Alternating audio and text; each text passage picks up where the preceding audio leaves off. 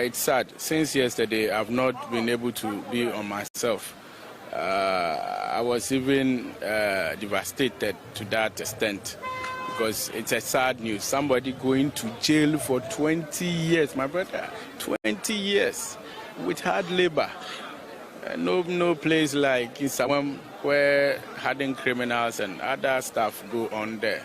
So it's a sad news. I'm only urging that those who are involved in Galamsey or whatever now, they should take a cue from that. You see, if it's supposed to serve as a deterrent, then it should serve. If it's not supposed to, then we should be careful how we treat our own. But I see it as political witch hunting or political persecution because I see nothing wrong with what he did.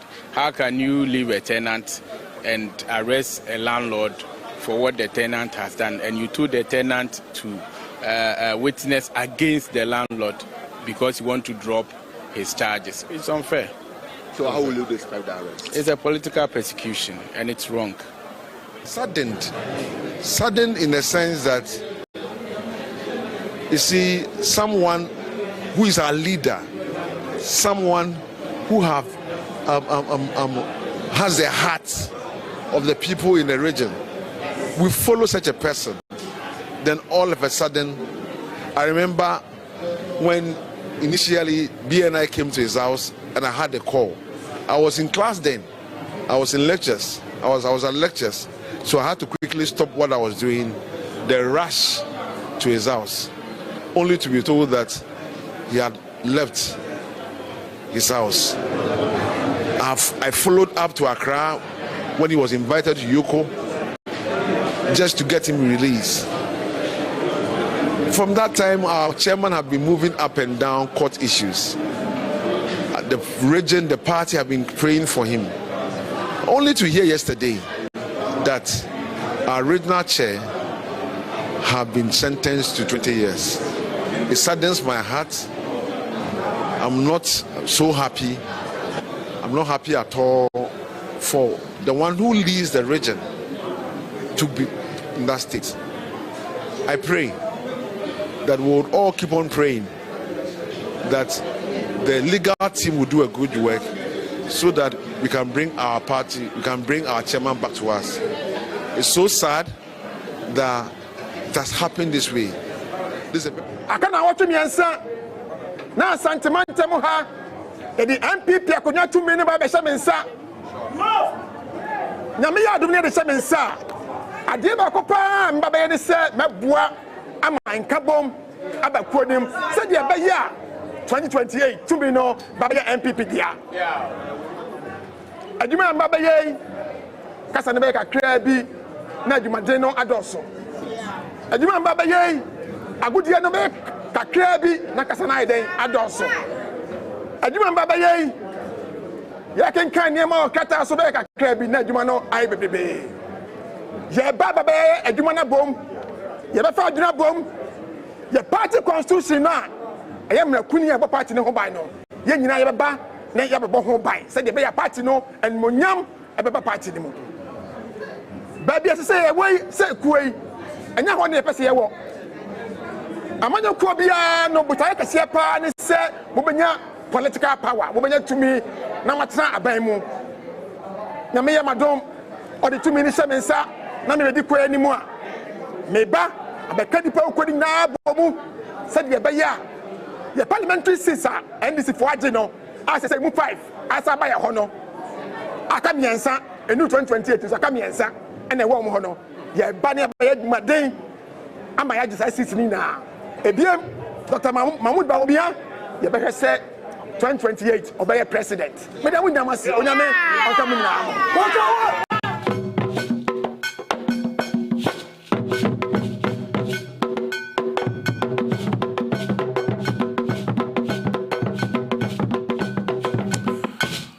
Yama we be adwo ene enwumre eba Jumadi friends Adwenkyere so na Tuesday the 21st of July the year 2026 na yanemo tena kopem se nondu ebebo na afi ya sorry Jumadi na ya chemu mienu Ebedi kan are discussing issues of national concern.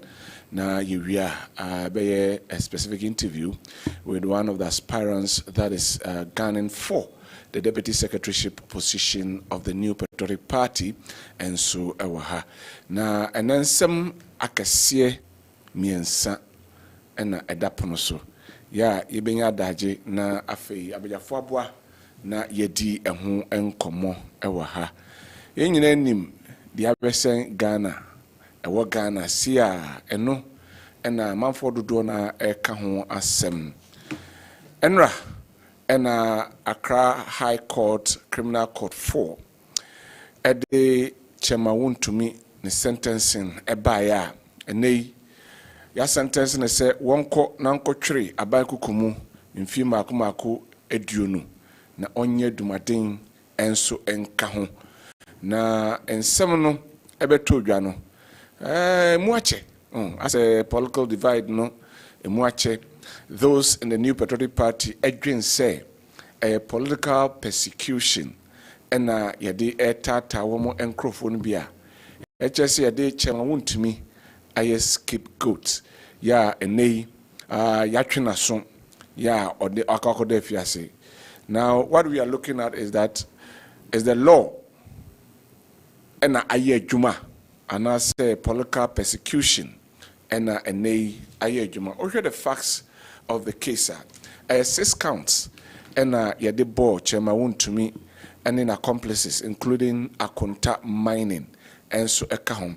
All the 6 counts ebu ebo womo the edikan say chema wontumi lazy aye asase a de man no se wonko na onkotu efom agudie ewo so ono so e de akomo obi manipa kro se bi wakwa akoye akotu agudie no so wamfamra kwan so na etuye na enra judge wotna aye edwam aye judge Audrey Kokuvite wono na ode rule anase ode sentence no enso ebaya watch say the kan chama wontumi instead senka obesan abba the lands ministry, lands and natural resources ministry na fe waba beji clearance and sana or the asasi the man or samra boy the ebema eye o reference okumuno wahanya ne sa ema or the ekomano emene ho ensem aba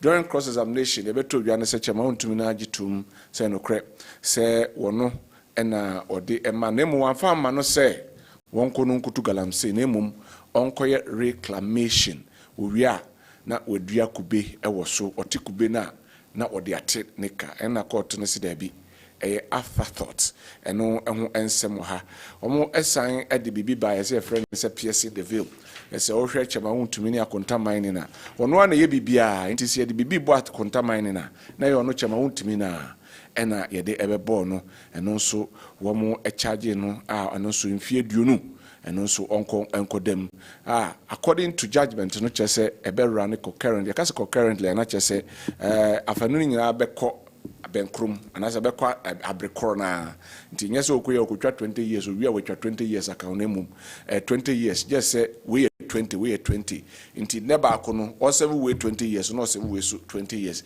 na eho ensem no ewie na yasan ebo no say yasan a charge no 10,000 penalty units ye nei o san e de ba yen esikamu na chese 120,000 eno so ya cha ewie ye na konta mine so 1,500 and so e de epi ne so enso ewo ho nsem ya ba betudwa na MPP4 ekwa setena ekodwendwe ho nra ese omohwe de ekoso na entweyi ase aban ya wosoi ahyede tunani ediasi MPP4 no so ena opeso kombe mato omuyem bema bie ne hwadro bia nka dem na opeso omde yomo nanso omo aka chomo lawyers ne se womo enko na omo kwa apili eno ensem ba ko ne yebedi eho enkomo enso ewo dwumadie eso na lawyer and apia kubi ese wasan back as the lead counsel for chairman wontumi wasi chairman wontumi court enra no ka chair ne se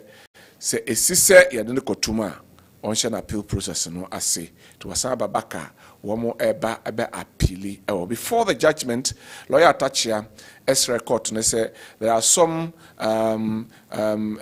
laws be honoma. I was say meka a mining act no more. I say the Supreme Court, near Supreme Court no say be say enough. Say betimi akoso.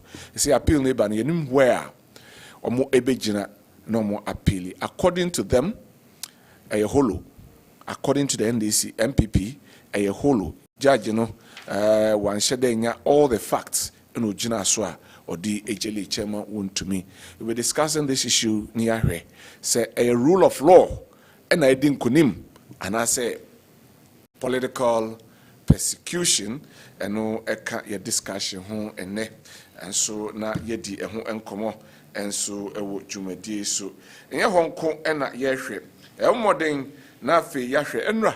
The Minister of Education take his stand on the government accountability series. Now, then someone who do be brave at the etuga or captivate who asem or can free SHS who and sema or the atuga say by 2029. Nanga can 2027 by 2029 free SHS no double track system no. Nyadia be upgrade grade C school ni be grade B ni upgrade grade B schools ni be grade A. About 3 million Ghana cedis and ye atuho ye de be decide jumadi no.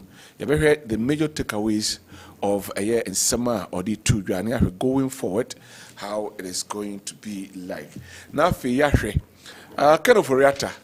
Nano and a year US judge what na sem so say open green card no the ebetuga say and OSP in some of the bias and me nyina so na sebio yem pomodin na me mfa yenni nasem yemfa na anase yemfa na mra na medi nasem no ho sensem no or the two sensem no ba se ni nyina accusation without any evidence na ebusa say esi say yentimi extradite a year for rata emma. According to those minimum radio, almost say possible, but yet difficult. Say obeba will oforiata ken kuntun kununku. Listen to the advice of the president. No wa befie to face accusations. Yede atone so anasa saying and ensem etiem. These are the major discussions that we'll be having this evening. Jumedieno and so. What message? Obetini edu message no edi afa line is 0551 599 933 0551 599 933 and 0551 444 933 0551 444 933 yen sabeka na afi yakinkan enso edi amama mabiyafo akwaba na afi yemfa yenkomo twetwe no yemfa enhyeso enso ewo ha. Hussein Ibrahim, a spokesperson to the Ashanti Regional Minister. Is it? Kiodi. Moajo. Kiodi mejoso. Oh yeah. Tachamada bujomna moja radio furusani de nyakupa ndo me hoya pa. De nyamiase. So me hoya pa. De nyamiase pa. De nyamiase. Right. Na member minua Honorable George Akom, ono AMPP parliamentary candidate 2024. Emma impeso also for almost such a from plains. Onia? Abusia. Na boko de. Nyamiadu me hoya pa. De nyamiase. Nyamiadu. Bia kamas. De nyamiase. Nyabetuna si de necessary ho. Nsemwa Dagana man soon as they say that's right. Right.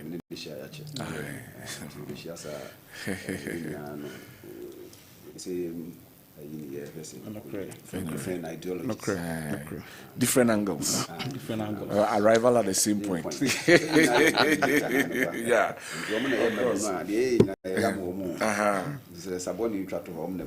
Anyway. All right. All right. My entwaso Ewohana Yenshenko. Yensha from the Untumi saga, Untumi issue. Ashanti Regional Chairman of the New Patriotic Party, jailed 20 years. Now, Minerals Act, no, a review somewhere in 2019. na kaneno nanka the minimum sentence 2 years. And Pejai article 15 years. 15 years, there are some people who have suffered casualties of the act, but mostly, and I say almost all of them, first time I beer, yes, or shechri, yeah, or should be kutupa, so nye, and ye say no cray, say no cray. That's what the judgment is. Hussein, let me begin with you. Edikan me dase ene akwenya odi amame mechia Ghana ma teacher wasanteman so magibre a omutie yen I know one na omohwe yen adwubre yet yiroti kokoso asase so nana nyankwada medincha kese edifri eye Dr. Frank Amwako hene na so ye edema asanteman nyina Kewodi onze me fa mood be say emma TV so that the intia and who say as a I my din kakra no e wo bibi e wo di entra me nipa osusu ye nipa in nipa regardless of your political difference ni nyina no ye dwene say nipa no enti obi ani hono ma in fact obe person atanfo kra no ebeko how be say mu enunti ena de won say in fact bra ho no na make us say no so no un pese watamfo ebeko we mu no so un so watamfo so ya de na enya obetumi a wo de ka kire no se wo ka kire no na se wantie no gusua no oye no gusua no oye na de ho asem ba de a no hu se waye wa famu de ke wo de na ye ka ho asem ye ka ye daache asem ho yeah. Me debiano meti galamsey ya on several occasions na mabetana aka say NDC ni se wo ye galamsey na me meti ya me betana anim say embo abaso me betana ha indefend wo me ka ma Ghana ne asanteman nyina hu say galamsey na wo ye no ompem yie because you see when the last tree die the last man will also die.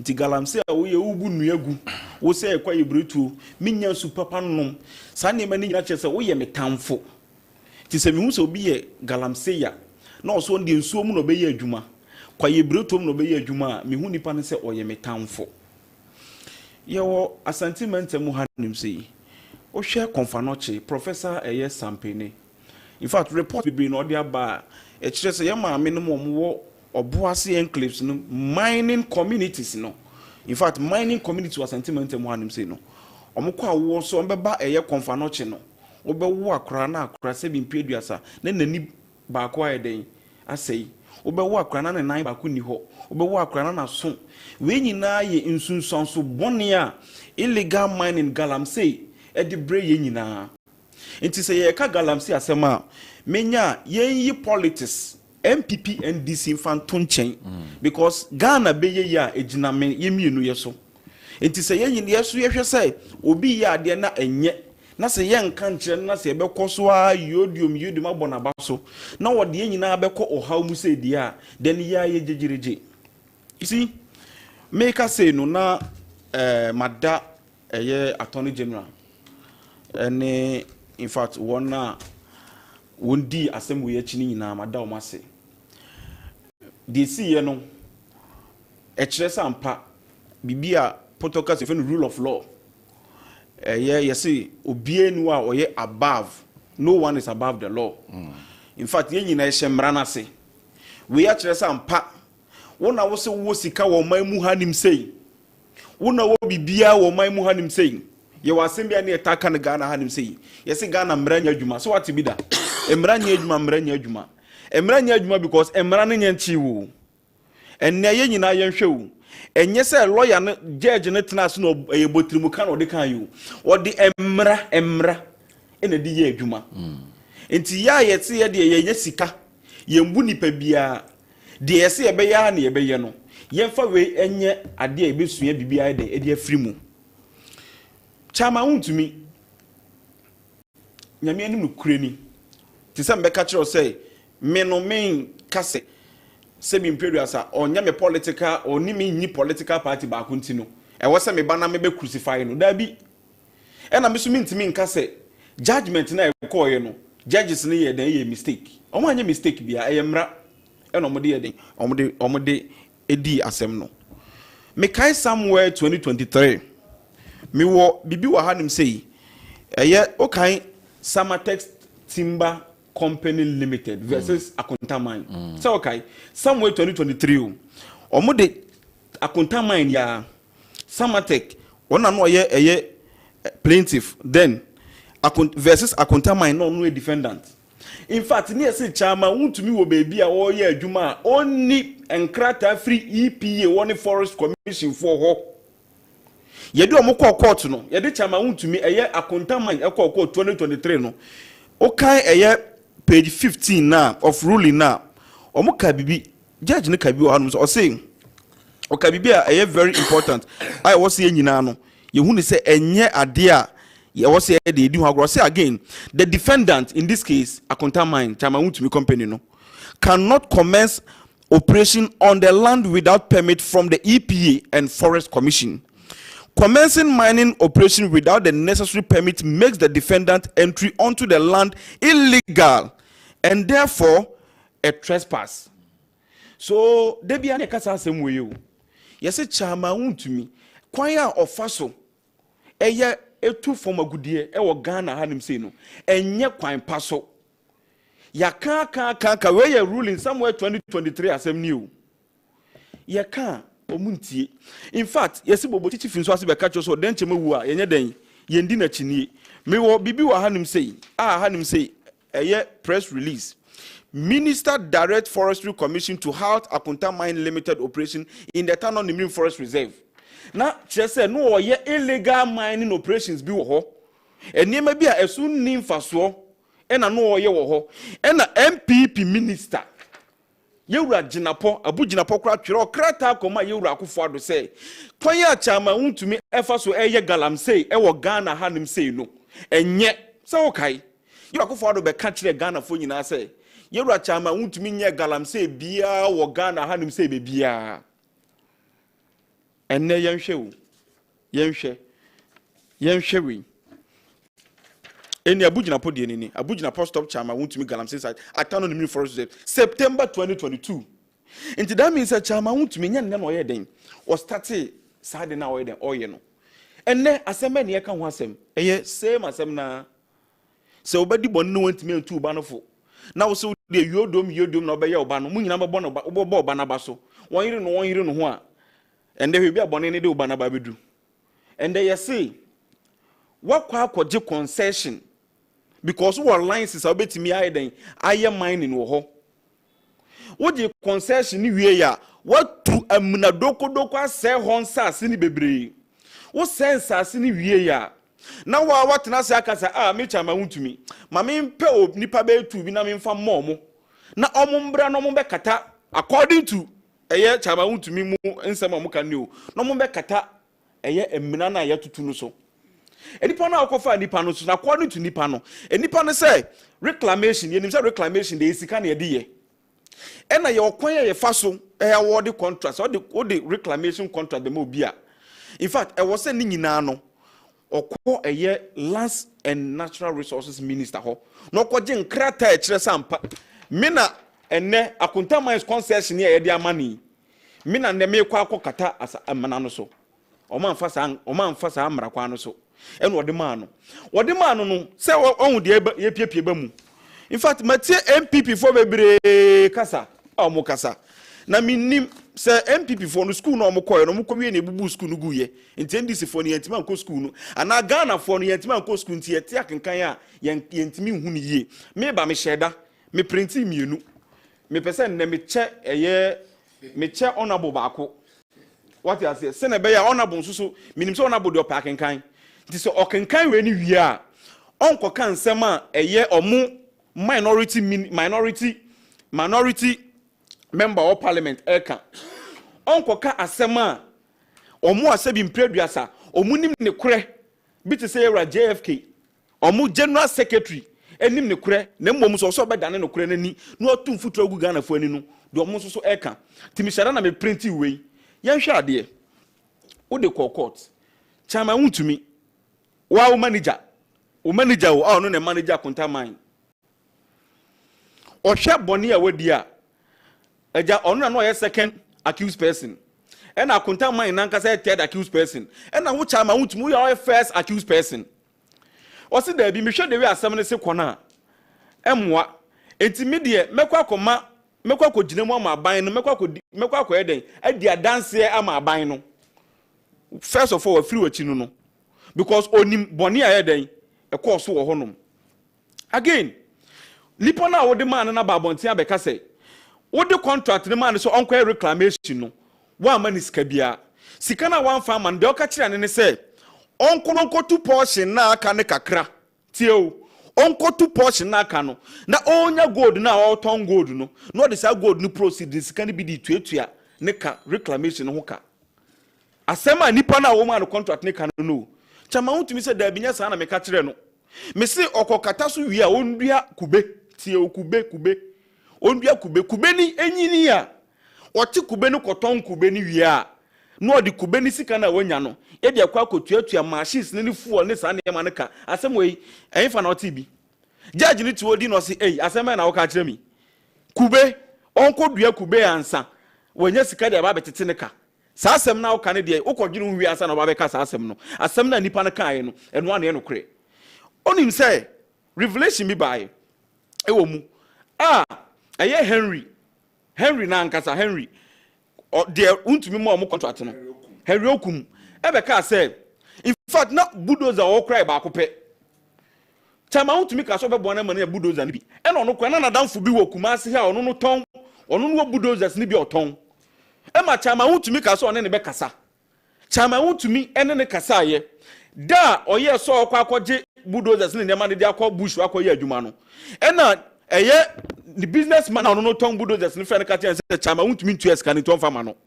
chama untumi ye course in fact o kan say chama untumi ya we say ampa oye mining oye galamsey e wo honom in fact ye bisa ne say na galamsey na moye no munya gold wo mo say ayenya gold na kire say ampa untumi asem na wo kan ye ne say on be kata so no na nya no kore no what you say people and omudi adanse is it because state no Henry Okum so may principal witness for the state in tinasem no beka no mbeji atum and now say omu the two issues from the east side the chairman to me Canada and Okum Canada but the source substance Okum denim the TN say number 1 yen hu ni say state no attorney general am force chairman to me general manager ni say ombra no be defend ombra no be ma witness one man force no eye emra ye no kan na edu was okay me kura de se bi ade na kwakodu no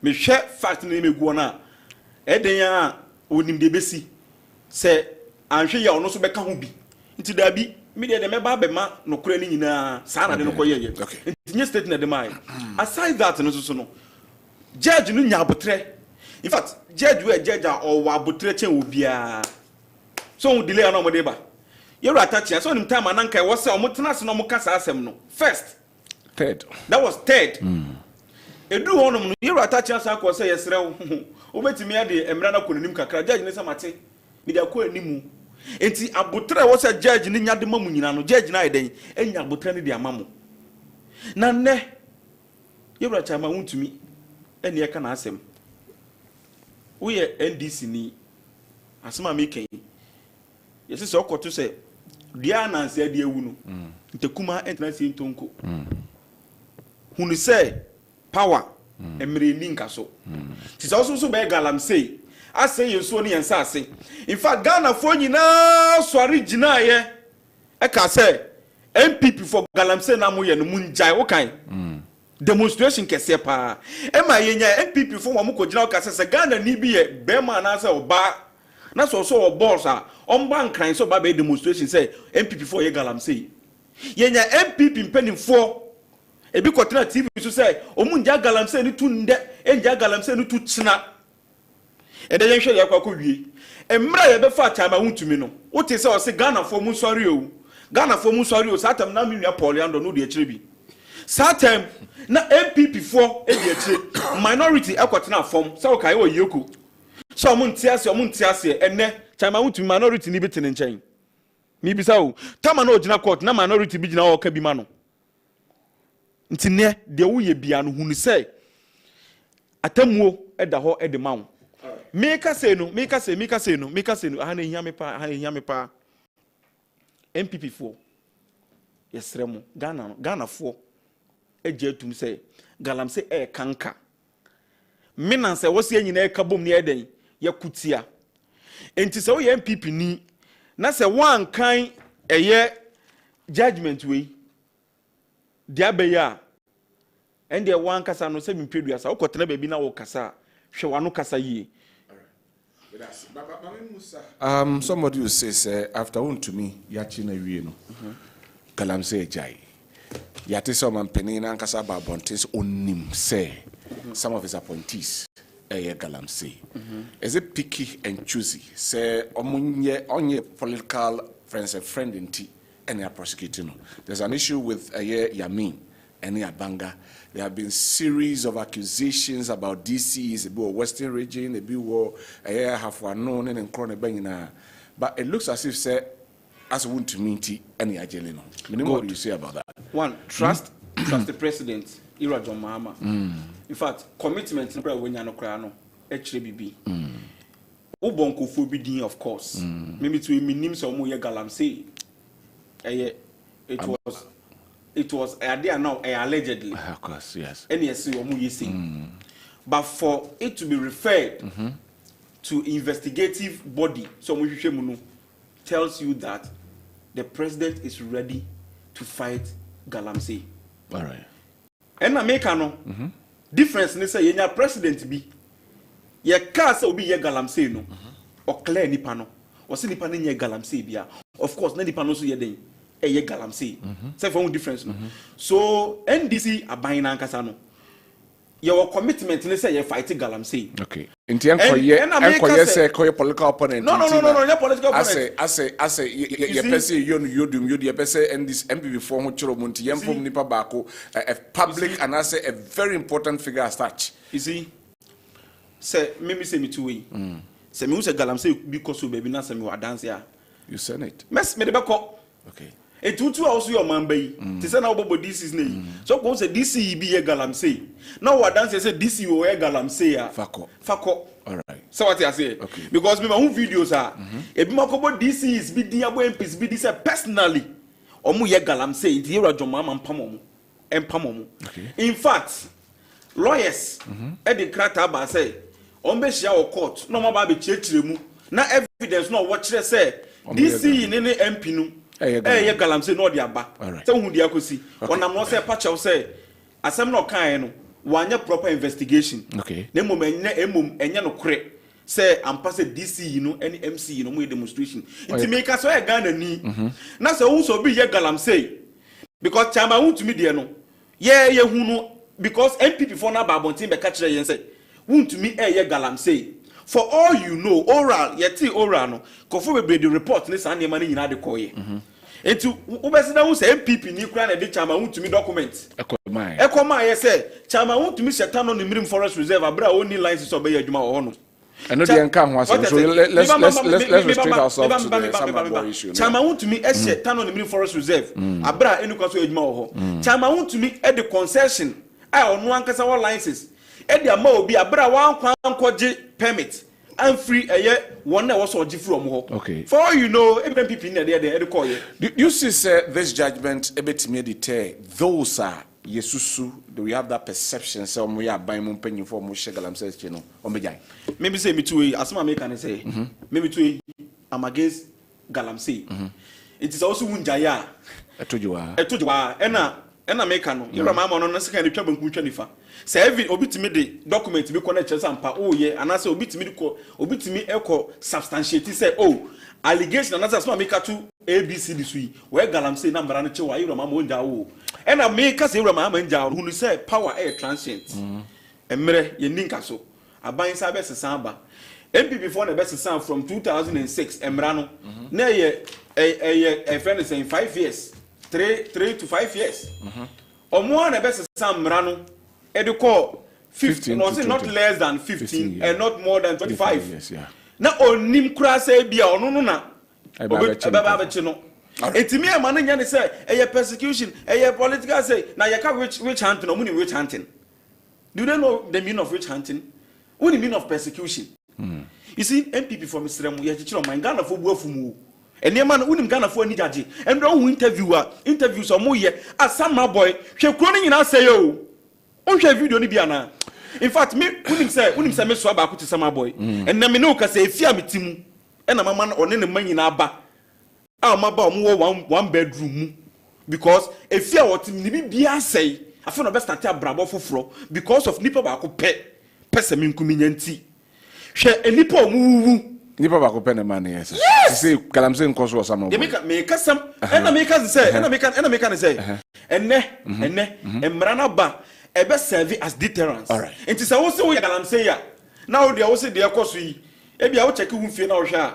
Me chama to me 49 years, 50 years. So obe to 20 years na kanwa. Obe no 70 years. 70 years no by one. Where is COVID? In fact, obusu for kran. O mani nje. Anyway. It is a one person we do obusu for.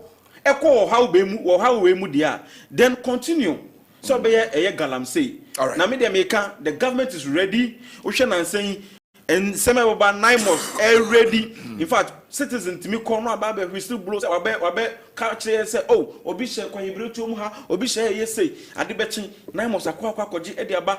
We are ready to fight this canker. Right. In fact, Lands and Natural Resources Minister made the Biamibona Abaso was it the era of impunity for illegal mining is over. It is all your NDC ni. The era of impunity, about to say Galamsey, a concern, it is over. Thank you very much. I know Hussein Ibrahim. I remember Honorable Georgia Komhona. Minty on you say to me, Casa fine. Because I bet to some. Son was shall say no. Now all can file mining in a year, dear, who said, in a ball man who buy that chinty. So what I say. We need to say it straight. So we shouldn't play ostrich rules. We shouldn't behave like ostriches. So what I say. And yes, it's who know. Dem. Sir, Ububon Crofobidi, also Mampany say, what is it or more uncle for credit to me. Want to me answer no ye fra ben mube 2024 January yediam abine mind this. I feel any fight more. Yes, it is a basse and the Yahoo Galamsey Coswa. Miniature MPP Nibia Wumbi. None were dancers so Caso whom Babia, one district, one agenda, 111 is one day. Until we said SMPP Nina A2, I think obey many literate you. Nipa who bore Mutini in a no, that's so. The screen is and you say, if you say MPP need me far, excavator, Quakusiho. And not a brandy bitty baby. Was in a view of why I say a quiet car in fasten, or more yet to be too long can crumple. I see baby crowd your car. Get the red flags as this is baby. And a police for now director say for her men for her men. Umo 2 would I say. I don't me video be I know some. Kodana ye be nyakwanya no ye be kasa. You're very careful. Sebia nsema ye canon for politics in Tibia ye be kan in a way a bia ye be nya competitive advantage or politics. Chama want to me who some are walking, and then I'm with the back also. With the Monfrancha, me, and I never said a shit to say it was a shipping. And I am defend the idea, and you send me Casa and me background as Fatia. Want to me was so high because of the public output. Assembling in a Yama, Abbey misfeeling, and as a misreaction, they say already no. Now the conduct and the public conduct. I don't know come once more than the legalities of the matter. Said ye or Yenu. Bedroom in the maybe. And no cry the more cotiness as a no cry substance. And I want to say, Martin Pegumina can be so be good, or be yes, or be yes. And Tina somewhere walk on that than when this year cattle was on bar, a quaint beyond the Fasubiano, the Fasu. If you say in himself, you can't galam 3 months and some more kewdy. We shall marry a chassis 2006. Nagalam seen a gentry ham. And only a year amendments be chassis 2010, 2015 sade ba ya bedu 2019 kra ye hye mukena entina galamsey ni no hanka mra no nka yemiem etina me ka susu se wo hwe mra hyase a ye amendments no a ba bia ye bia ye hwe se mra no mu be dai ebe ye dene ye nyina ye te ha ema na DANKWAH Akufo-Addo time kra o be pre to me no ka so di ni presidency beto so na chese bibi ye dai koso enu ntina me se ye pre ostrich behavior say ase bia MPP nkwana so kono ye dai eboye edurumire bi kura ma ye se ye beye no ye nya nipa bi mo ko galamsey site ko ka kire o mo se mo nto abama ye de ba ebe ma mo atu ema enipa gitumu a 2020 kakakre na nkrofo gitumu ma ye to abeti MPP enti wo hwe saa enipa yi e ba bia o mo gina eni niema a o mo gina so o mo de ko kasa ya ema nkrofo kura nkomo to aba MPP a ne yesi ye fight galamsey a ho am na sebe e ba se ye nko galamsey a wo mo atimi tu ho anamon me kai se na DANKWAH Akufo-Addo His Excellency the former president by media for mo born chidom papa na de no eda ho no a ye bese kire no aka ho asem ne ya ba mu pefe ya me yetime tu ase ye no eye bia ne ye de ahwehweni wa ye politics edi nka akwa akohwem se asomasi nti obusa akwahye bi na me de pa kwahye obusa ye ne se enti se ye chiwu ntumi a galamsey ni bejai se wa bossa ma boy fu yidi afi ne fen menye sure se ntumi da so ye adwuma wo but now in so to ehun ba bi efiri ebi wo mse bi ebi wo consequences there but si ye ka se aban na ni abrese wo beko a enko ba ye enko etime atu hu na mo ama obi akora anya dai enye biem enti me nua hu se ye ka wo kan nyina no de me da wo kan ya me ka hu asem ne se wo se ne no obi agwodwe se sebe ehia no wasensu aye dai asiwudi ho si ebubo onipa bi di nyina no wanti se yisin region ho disi ifu bi efrefre o mo aye do mo ko ya ene ko wi akira o mo so ye ja o mo sa anya clearance ne bia enti se ba se ye nua honorable jina popular krata akoma forestry commission se e bia niam bi koso ne ehwehwem ne bia nipa no mfomra eno does no mean se bia na DANKWAH Akufo-Addo an support ono no anase ne dwumadi a wo ye de odie na wo hwe court hu nsensem ya kewedi asemi ba ye nyina no se de menua Hussein Yakop print bi dia beto obi akenkan bi but wo hwe se question obusa no se enipa mienu na ye di nkomo a edien na wo betime hu se we na e ka no kra na se we na nka no kra sasemba na hu nipa wo so ti ase se obi koye prosecution witness se wono de opesu nya ni 3D dim no wan hwe yi a e bi asem bi obeka bia no won ka bi emma ba bi a wo gina because open ho na aye de atete na ye de ye ka kire ye party for say de abai enye ye de nye so bi ye be support ntumi se bi a wo ye bone na ye ta na chi but ye pese mra ye de ayi adwuma o Ghana han because MPP ye fapim pa ye democracy ye ka ho some rule of law enti say ye ka ho asem ye nka se so bi fon a chinchina atwan bi a ye mra ne nye de enya no enti de esi ni nyina ko ba bewie se chama ntumi ne de aba ne dia ba nyina gina ba bi a nkomo ne hya ase ye de efiri because ne bi wo ha ye predetermined se chinchina wo mo ba wo mo de ne fa mra kwan bi so ena de ye kan no ama ye party fo ate asa ye hye mu nkran ne se chama ye regional chairman a wo da stronghold ano entitam bia ase ye di hu nkomo a ye ntimi nyini mfiri party no enu ntina ye party mpanimfo wo kire se emra a wo mo gina so a wo mo di bu anaten ase emra na ntimi amfa toten ananka yesusu se ba bia ye se ye de efa enu kire se bia court no ya twena no awofom ye bu mra ye gimra tum but said ye kan nyina wo hwe mra ye bu o man no article 19 ho no a ubu aten bia na yesusu se bia anko bia yetimi ko or the say trial enu na party for kase da chi bia no akonya ba me yasa ye dey adu so asem no move to the next level but se bia ye be kase bia wontumi nko anti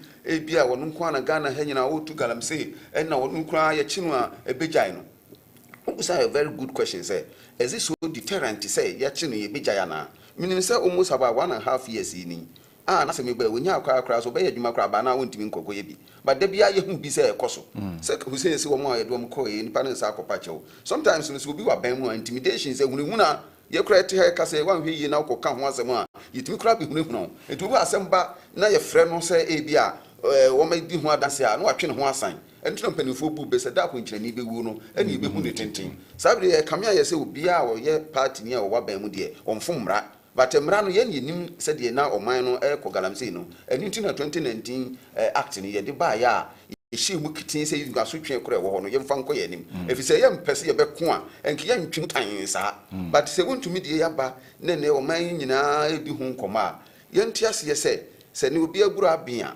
sa na da obi aguru nsu ebebin enti ye no me pese ye be ye retaliation o kan ya na yakofa politics of equalization and ye chiwe mu ati do ha say ye chi obi na mfata say ebi a obi de ye chi no ense say utimi ka say ye chi obi de ye bintu aka ye mfa retaliation equalization chichiro ma yes adia say the Roberto Aseju kan was say it will be like a cycle of resentment and retaliations yes I more man national cohesion progress and so nya dey enkoso enti ye de ya ka kire o mu say inim say atemu ba ye no afa ba bi o ha ni nsusu say sa na wo say dey ekọ enu nti ne ye hwese dachi bia ne nyame yadom na say yesa keka ye hu sie ne be sa dia koda appeal court na wo nsusu adoso mu biem but ye kan say ye kan say ni nyina no obia ni say chama wontumi na chama wontumi ama as galamsa ye ne Ghana ha nyina onu na etu ye de ye kasisu say obia wo befum party anase wo befum wo man no emre wo ho ne ye wo say ye de ye but se mre ni bi wo ho ni yesu say amfa ba bi ye wo say fa ye wo ho kwa say yetimi koye ni nti na democracy ne ye de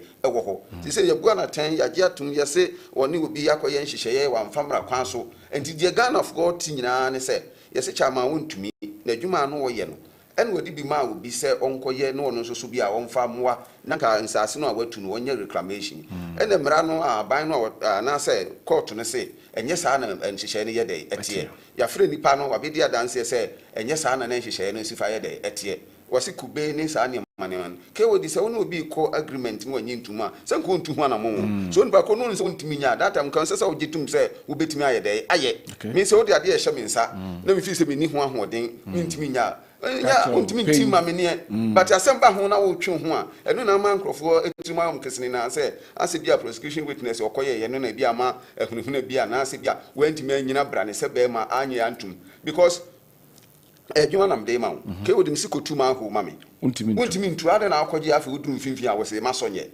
ana afi obetutu ahyedum ni adan enti se no na ye gina so saa miensa we ne ye gina so say ebia wo se nkoni aban no ana say mra no hwe na o mhihya eno na abrante no say wono no de nhihya ye koye no enye saa enti eno hosem na ama asem ye gina so a ye bu ntumi aten because one legally no akwa ne license enye illegal mining na no wo ye enti ase saa but Ghana no sasemba ye bim say ye ntimi metai boni bi achi me obi anim say de masem tie me nua no kra na afo yi wama enti say ye say bu aten dia ye mu aten ne nyesika nufanu akire ntwa na ni mu ntwa sabre aban ba ye nim say galamse because ba ati say ya fro obi di na kokot enti say nua hu say kan e bia office na aban adan enti tumi ni nyina abedi wo ho ahode ni nyina wo ho ntimi bia ye de no ato abo so a ye twe no but bia da achi bia say no kan ye no wan hwe ye mra no a ye tintim go tuni nkrofofo eye pa so otu omo firi se bana se ye ka ho ase mama Ghana fo nso so meka se asumesi na ogentin abana se sentini bia ye twe na bo so ye say the law is the word the law ye nyina ye gitum sa anti chama ntumi asem aba ye nyina ani masem no bia sha ase firi ye tam kra na NDC ma ba mu nsem omo kan ye nyina no na galamse nu a ye ka ho asem nyina no minu se ka wodi unim se NDC nya ho mfaso pa no data wo se na do DANKWAH for the kete on declare state of agency na wo mu gina so de ye campaign but wo mo ba ye obi anim se nsu a ye kan ye ne nte miamia na efi senka hu asembe ba na bi atu atwa ehu maaye e ma ye nuanu bi kura ko huna ma ne nyame fom kransie e ba se ye kopa ho ntuma wo boase a sebe wo mo koye afofie anto ata no adwa ba mo na wo mo kohwe wo mo nkwan but se ye de untumi die gina nsanyani na se ye jeri no na se galamse na ntwa the posterity will judge everybody. All right. Because you himself say no Ghana he nyina say bia wo ye but one place where na adwuma na ye gina so a de bu aten but nye Hong Kong na galamse no so ye de e koso eno na wo say Ghana for tia say ye nya ani abre say ye be kon galamse ni dia wo say ye nyina tia say ye kon as a national say issue na nye say bia ankrankra bi ena ta bia amanyosem wo spectacle bia ba wo manyoni a wasem nko na ordinary person so a wasem so enko because ka untu say na make any public what they say appearance ne behavior bi o ye no eno no so wo chefa wo nti ama Ghana fo bebre ye no but ade bia wo sa afar ba no say ni kon edin laws alone cannot fight it when something is deep rooted in behavior in the systems system why they kon galamse no kewodi yentimi nya ne yie Miniso bi o ha bia wo ye mampani anase wadi ade da bia no se galamsey no ye beto aba ye political issue ase wan ye ne ye etimi kutia wo we ya ye kan ya winia no mo kan ase ne galamsey untumi de intie no ano no enu next time ye beto aba no ese pia e ho ne ye de beto nsane ehu se untumi a se be ye na kɔ no e bia na ono eni hɔ no galamsey ni to betwa anaso no ni hɔ galamsey no ye dai eda so ho na Ghana for de be yesusu dua but nanka ye nim senka sa asemi de even crowns will be for and can be a year crown. I also share. Say yes, an apology is the bridge between mistake and forgiveness. Okay. I think can you who also hear? Once an judges and also hear from the point to say, as if you know a mood, although the laws are there. And into them, and it says, they say, your passes are or they say community service bail noir, ye de quaquay act ya, if you say no back. And simply hokra you may go ha yet me twaso because him wa baby hokra yes why bonia yet me ma wo kodu enu ye bi sapra and answer assume bi no so ye ne yet me nyesika firi hu a eboa enipa bebre sa kasafa non custodial sentences say so the nipa no koto afiase na de no a wase no no ye ntimi anye ye sika anase bi kwa ntimi ankrekra ne ma no a ase no a na esa asem no kra no ye ntimi pe ne kuma sibre ntimi de me kan nyina na se party for mun kam kuma ntum yem na yen twan de party mpanin for beye if se mrakro no a yese untum won koda mun fie due no esa wakwanya ma ye se ye bitima sa gbawuram na ya hwe bia efi se mra no anko yi na yetimi de akwakodan de peace code na ya hwe de be free mu aba but se me no say kan de o kan fu se bia ndc ba ye galamsey nkoso untumi nko na atu a enam mia bibra nkrofo nim a wo mun se galamsey ne koso a wo mun kan ho asem ya citing crofo bebre ogugu obi din mako but eno de ba ye no akoda din and the president na nia breso obekun na so otimi de obi nsusu ye scapegoat woni ho a eno na ba mi ye hu sampa galamsey no ka ne kun but se okochi nipa ba ko bi a ofira manyoku na bi de ye na yentimi nkan ya ane ne ye nyina no ase ye konsu gu kantemu ye nye ye de se obi ba kwa asase na be bi a kire yare a obobo so yi ye nyina ya ka ho asem aka ho asem galamsey de almost about a decade more than about 2 decades ya ka ho asem a minim still ya da so fight se ka yetimi panikuma sibre yi a ka ne ye meduru ha ntimi de ye be ka kire MPP for me kire aka kire Ghana man ne se yes ye no ye na wie ye ani ye pese ye hu actions ya wo kwa ya kire se galamsey ne ye pane kun na mum ye mfa ye ni nkosa nipa ba ko sa se ye jeli no anase ye de tumu a galamsey ne to aye de etwa na party for nso mesre mo ye din koma ye hu se ye nipa sabe ebia se mo abai obi awere minimum disi fu bi kura enne no abai o mu hurugu mu abad se ye obi ko ba bi sa ya awere ho o se minimum you start in submission no it was a very nice submission enye de so no obi ti wona ni di ntitimu sabe enipa bi kura afu mu a yetimi de ne bone ye de eche no but emrenum no kura no ye base on common law ene ye de agina so aye mra aka ni nyina nti ye de ye kan se ensansa mra wo ha ebitima nya kwanya sa adoso emranum nti ye bompa ye se da achim ye sa kopie ho a ye nye no ne etu akurafo no ne etu momone nsofo se obi a won soso wo ye bibia no hu se wo aban mu a ene bia no wanya protection se de o se ye on veli the veil no e be duru ho no ne bia ne party no veil ni nti wo ho odin e duru ho na se ye de ne soso ye adwuma the law is the law but ye be kan se bibia ye bia ne yenwene nko hu se dachi bia ne ho asem be sa babiem ama ye de atu anamo nti president ya ye be set no enu na e kire niam a e be free mu aba ase Ghana no bibia ye keka kono bibia ye equalization na equalization tem bia e cost bia na the level of difficulty and the harshness no so ye de e kosoro ya hwe ya ne ya hwe ya dachi bia no se de o man ye ni so ade hu tie no entimi mane mem ye hwe kwan ye be fa so ye nyina be nya standardized means ya bitima fight galamsey no ne yemfu ye ni nkohwe amanyoku ba ko anase nipa anasa somesi na obintin bia say onu kura ni ho galamsey no da so ye de ekoso no me de me support bone obi anim say bone bia baba bia ni ho akere wodi mijitum sasa na ya MPP for so ye stand is if I had it but say attend da ho a eno ne ye hwe ne ye de adwuma nti se de mpanimfo aka na Ghana fo nyina wa brehye mu twen de besi no ye beka ho asem se duru ho a ye be amfo na be ye de be kire ne nto aso na ye nuanum so a untum abusuafo ye mom hyede se omunya botre bi asisi minimum se drum ne bia bitima ba so se duru time a omo ba ba ye mankrofo bibra kwanya ye ja omo a ye se omo fo mu ni true ba ge bi okra ye se no the prosecute ye jeja bebre enti inim se by 30 days no ho nhyehyɛ bia nso so besa ye de aba na party for so mun kasa ye no mun kasa mamu kasentia judges mamu kasentia lawyers bia yenya na emrano a wo ho no enye n'adwuma se ne be ya adaache no asemba ne ye ka ye nkoka se mumu ye bi na we nsusu ye bi de bia na ye de ti wo mam se we ya ye se ye nsusu ye se Mami Musa say according to the judge of Tsenedwemu no court for no lawyers no will be a friend circumstantial evidence and no enumujina from the convicted to me ono akoji to mu baby say no cre say odi emma Henry Okum without seeking the appropriate reference clarification I say from the Ministry of Lands and Natural Resources to because ono anu musan can we do say ka sa pepe penalty Sabin companies will be from Kumo being from ya. Adibo Honsu say a near deliberate and no yetimi nipana ya padino. So Sebia okay with the messe bia me no one she ye bi. Nebia minim Sebia say na me ya first offender na say first offense no yetimi question. And no na no be a first bia judgment no kra no. Common question. Yen hwe say e bia the first offender enti bia yen hwe ni obeye. Enima akoso no nyina no edoso pa. But said you will be sour Henry Moon Temu asem no so kwajitum and cresse what a mouth because mean deny and no dear was what the mouth so what I say but it be a mra ne bata hono as a beer na bina uncoso and answer be a well and no sign will be to me jitum say sometimes will be crying go court as someone now show remorse yet me a good man and it's one question time no feel say be as a time cry from and I'm penny for can be as it as names and a child day achia and any pans so hono ye come through do for near come for a chacho and sometimes they would try and move bia also when ye said the name who say can say we end this in our bam never see be our far moody and to be a wood to be a when your protection be any idea who say a be a no when you're one for this said that be a mrano as a boa said the mrani teno and one year debate and none near judges lawyers in the general case and cabia first time offender no ye nanke bia ye kwan faso ya de brande the personal utterances near the idea ono anim say we kan bia no age atum last one year interview say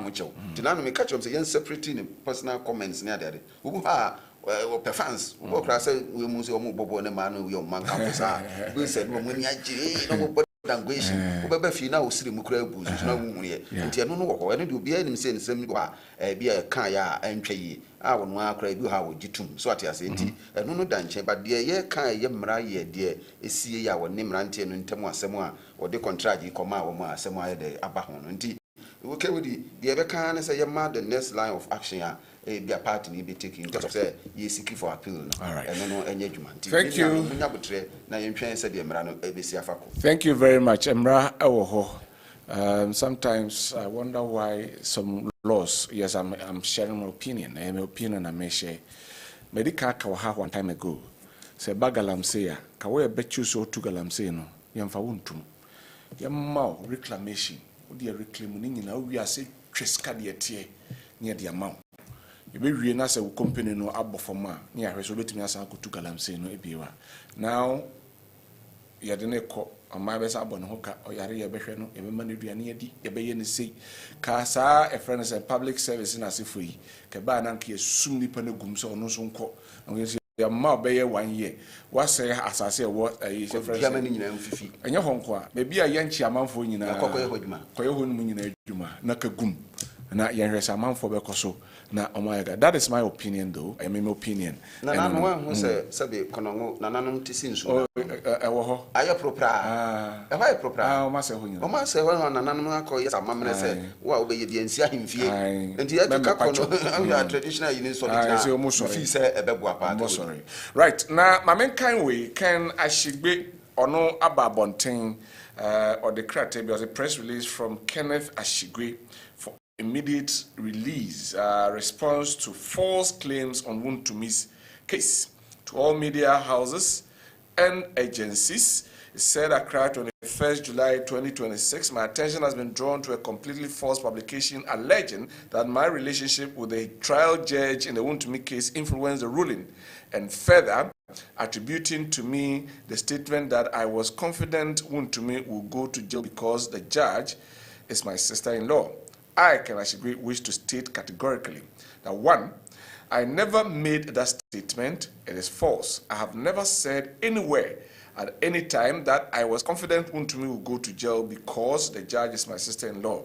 That quote is a fabrication. 2, the 20th of July 2026 ruling of the Republic versus Bernard and Chubu Esiako at Wontumi Kwame Entry at large, Akonta Mining Company Limited case has nothing to do with our Martin Pegu, Edem Senanu, Kwame Siedu, and myself petition. The case that we petition is still pending before another court. It has not been heard on the merit, and no ruling has been given. To link our pending petition to a ruling is a different case, is deliberate mischief calculated to mislead the public. 3, had no direct interest in the case that was decided, and there were no conflict of interest. I was not a party to the case that was ruled on. I had no direct interest in it. In the circumstances, there could not have been any conflict of interest situation as being alleged. The judiciary must be allowed to do its work. Dragging judges' name and family relationships into propaganda to discredit court decisions undermines confidence in our justice system and must be condemned. 4, my position since 2017 has not changed. The kingpins must be given the maximum sentence provided by law. Since this advocacy began in 2017, my position has remained constant, public, and clearly documented. For the past 8 years, I have maintained the principled view that those who organize, finance, and benefit from illegal mining activities should be subject to the maximum sentence prescribed by law. I stand by that position without reservation. I respectfully urge the public to disregard inaccurate claims and remain focused on the substantive issue at stake. Kenneth Ashibe. Inti ono so de ria betu dwan sensem na aba na se de na ba frefra se ase ne ye so sister in law inti ne ye ene judge na otna akonwam no inti ono e kan obi no influence nya no kore omo wo masamam de akoda court nya no ye di ye no asem ho ase free 2017 wakasa omo tai galamse chi a omo etuaka omo organize na se omo mom ne emfa sentence kase no emfa mo da so ejina sansem we eyensem a Rack and Ashigbe and so at the Abetuya. Was no Roberta be about 2 minutes now for Yanko 2 minutes. Say Honorable Ajay to say Emrano and a year Juma.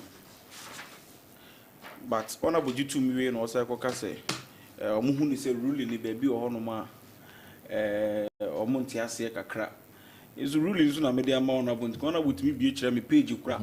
A honor no Montiasi and maybe an adjamus, a million lawyers for the but all kind of ruling we now a basic. In fact, Obetiasi easy. And Timiso no me whom be a Wahanim say ruling no or Mobum so and I now can in ye. Geneva. A person who, A, without a license granted by the minister undertakes a mining operation contrary to a provision of this act, B, act or instigates, commands, counsels, procures, solicits, or any matter purposely aids, facilitates, encourages, or promotes any act in contravention of a provision of this act in respect of which a penalty has not been specified. Yes. Okay. So what I say, it won't to me.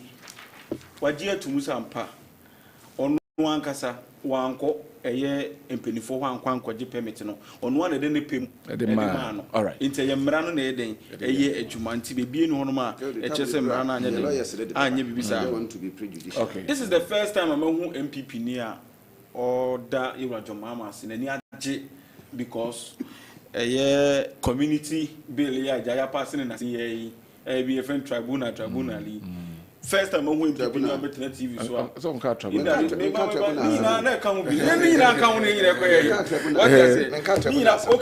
community.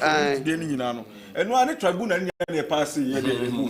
First time I'm going to say that be any and again, I make a year Water Resources Commission for clear on some of the issues. Matthias, but Nina no passing. Yeah. So or yes, specific on communal way punishment. Okay. Which the object of the laws no and the crop. The backgrounds.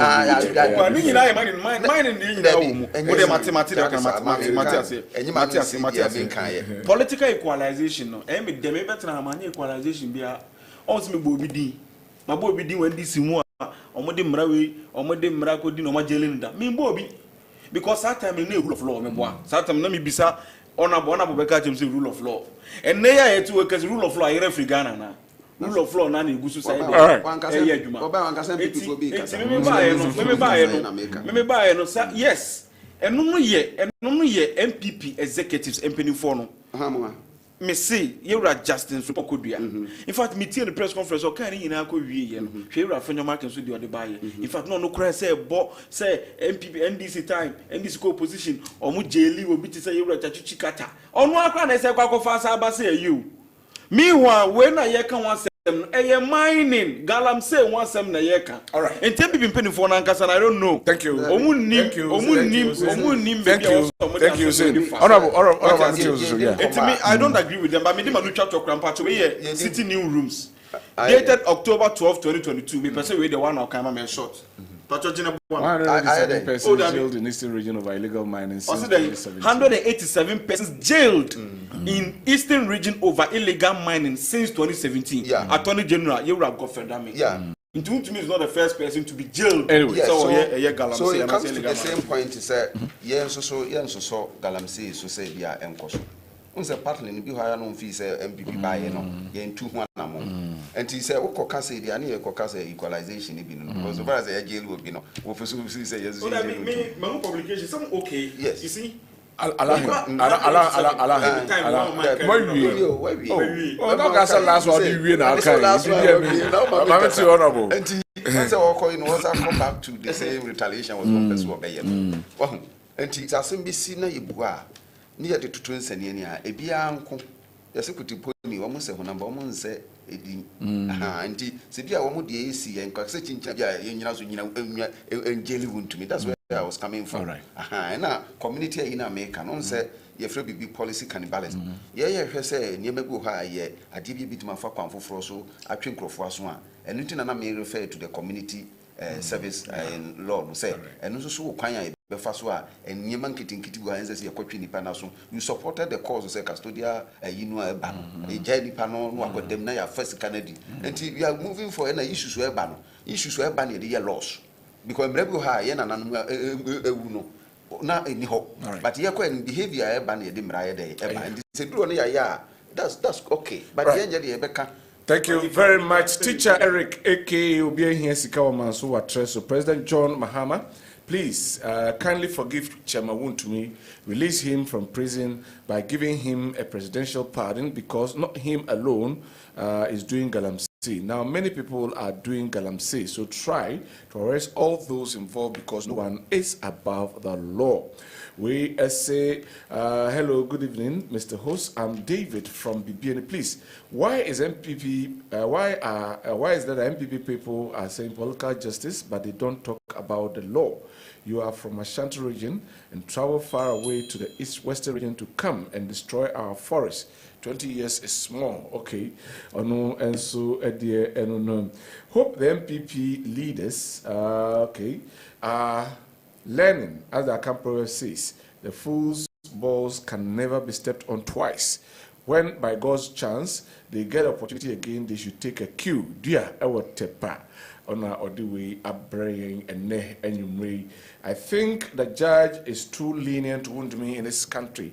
Is a large 5-month-old company bought Merchant Bank after winning power. That case died a natural death. Same to Wyoming, disgraced this man. So much. Imagine the 50 ambulance case. Ghana lost the ambulance, likewise the money, and then the Attorney General backed down, negotiating less. Ghana lost hugely. Okay, but that's what it brought. Thank you very much for your message. And good evening, Kuri. I'm Nana Pia from Jacobu. Please, how many galamseyers were jailed during the previous and the current administration as excavators seized then now? Wasn't that same illegal miners using the equipment. The minority and the majority are the same. Okay, we also security. This is a very good example, and this is set up. Joseph Yamin, Abanga, Ibrahim Mahama, other NDC appointees should be ready. Definitely, they will see equal treatment, inshallah. Ahmed El Kentampo and Oduwe Abre. So the NDC man, you want to tell me that the NDC people are not doing Galamsey? Your time will come, as Wontumi has come. What is happening in Bosumtwe is worse than what Wontumi did. Surely, your time will come. A free year, Ewa Safo, and Oduwe Abrayang. We say good evening, Kyori. I'm watching live from Senegal, Casamas, and my name is Jonah Tuasan. Kyori, tell the MPP people that Wontumi is not above the law, and Ghana's constitution does not belong to the MPP people. So they should give us a break. Okay, let us see.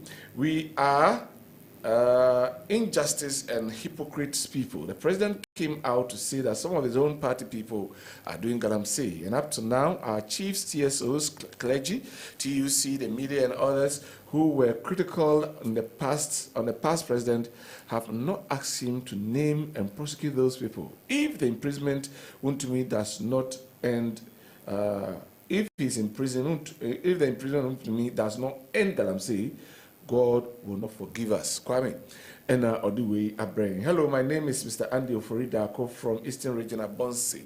Please tell Ghanaian police that people who insulted leaders are not only MPP people alone. NDC members are part of it. Why is the police officer going for the MPP people alone and not all insulters? They should be fair to all Ghanaians. So Wontumi is the only person in Galamsey, in Ghana. NDC government should be careful about selective judgment. All right. Good evening, Mr. Host. Please, my name is Frank from Akem Kede. Please ask the NDC man.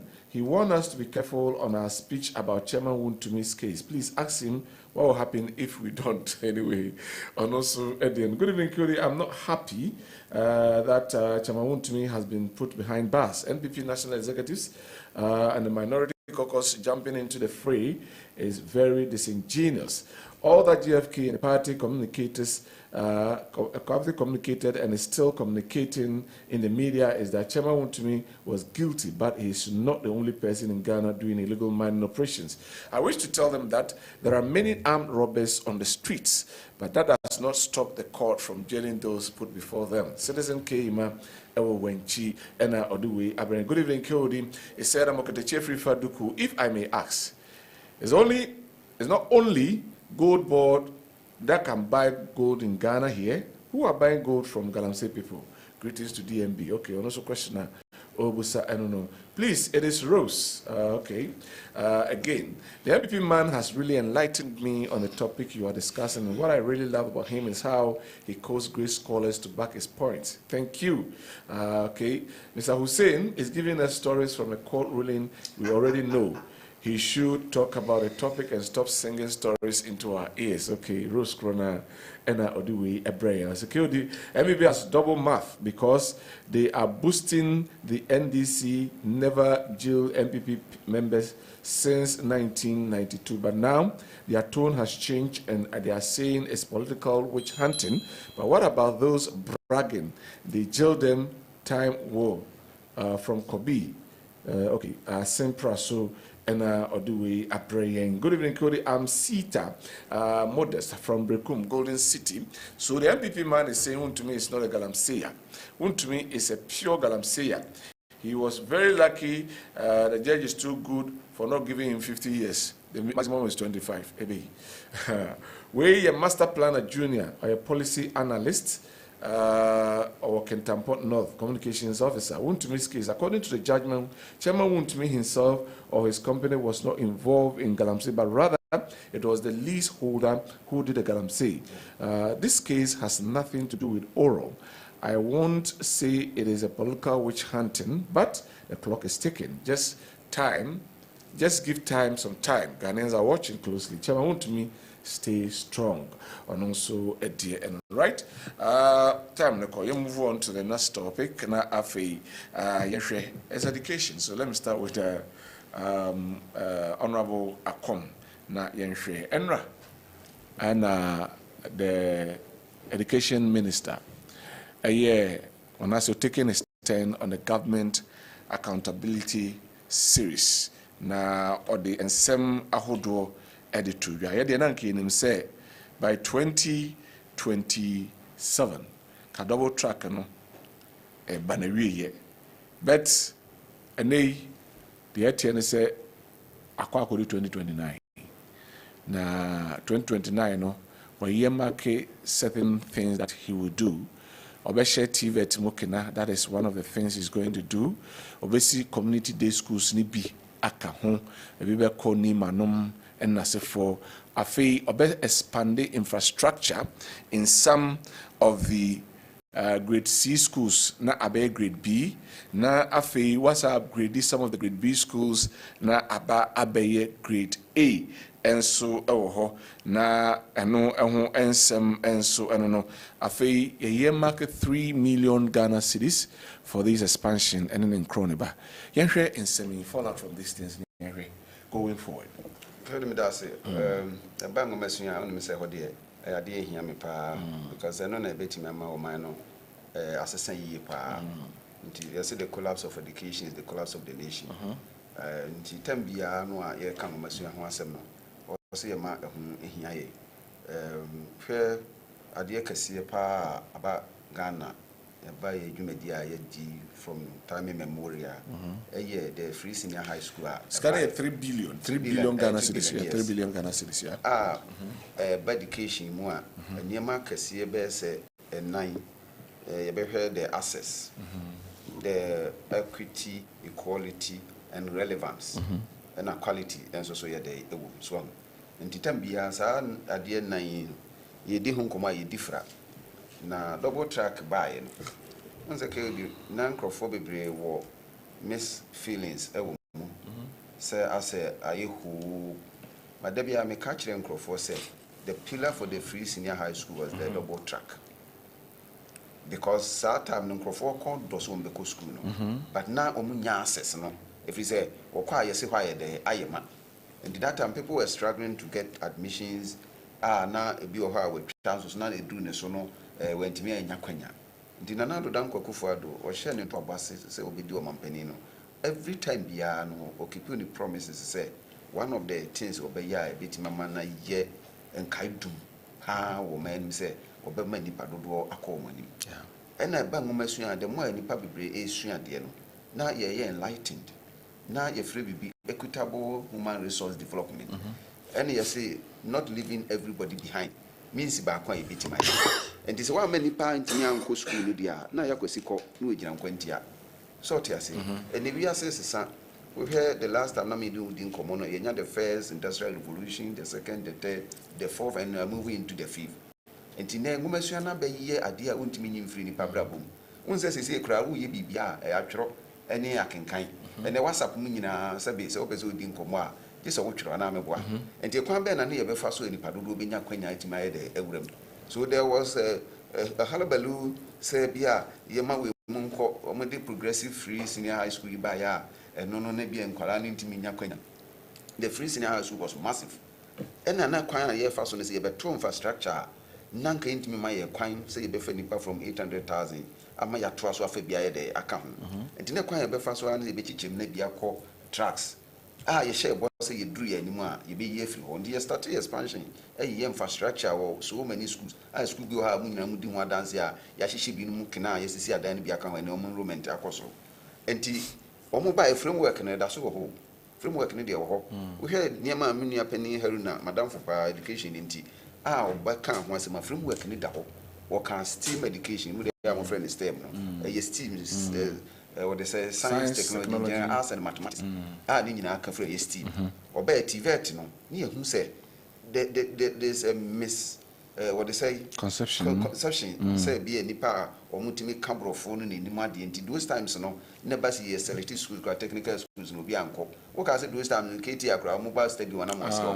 enti akire na yehun sɛ bi ya hwe yi a enema ebe wiase no enuma efa no eni omo besom do mansa no ye adwuma no omo ye free system no enti ye hwe ni chi mukina unse wo kai those times no kra late Jerry John Lawrence former president won say ye start JSS time no once omo the technical school but so do ko kira dey twa ma bia fan na mo time mo ni di anuma sabe mo be bom ma wo robon so sa bom ma obi obechem ko sua crate bom ma we so ni ti de ye kan nyina no say framework ni de ato ho ne ye wani so adi hu a na nke ye di niam bebre ba be wuruwuram na nke ye pese ye do situation a schools ni ye integrated type of schools so a wo hyase from primary a wo betima first school no kwa wi secondary school integrated say mo hyase environment no set up ni nti wo free primary no akọ ni JSS no akọ ni secondary school na nke ye tu hwana mo but de na ye kase wo mu pa ne be kan say they say skills no ankwala no ensa be kan won say ne wiase na dane nti artificial intelligence what they say robotics any ni akeka no na say ye bi bebu o man no nti ye hyase ye no ne ye ka kire omfo say awofo ye boa ma mo anya kwanya de mo mana school enti ekwan ya befa so e betim de aba ne se ye be ma bia ko ne bia ba enu se kra ye nya ho hawo omo kaseti ya se bia nkwala no kra no ase bi kwa no omo abantem but education learning outcomes na ye hwehwe ni nya instructional hours no ne determine say e bia wanya the maximum number of instruction also within the passing so ampa we all the what they say exam say abani nyina obi ani ho a meka say be wa mo no homodin e bi mu fail there but we hear the percentages a wo munyinya various subjects na ne kwanim enti so mo abai na wo so mbehye mu kina na wo mampani okoka ho asem owo May 2022 say wo beye no by 2027 na wo say ekura wo se maka na ja ma nya anwe enti ye be pagya mu a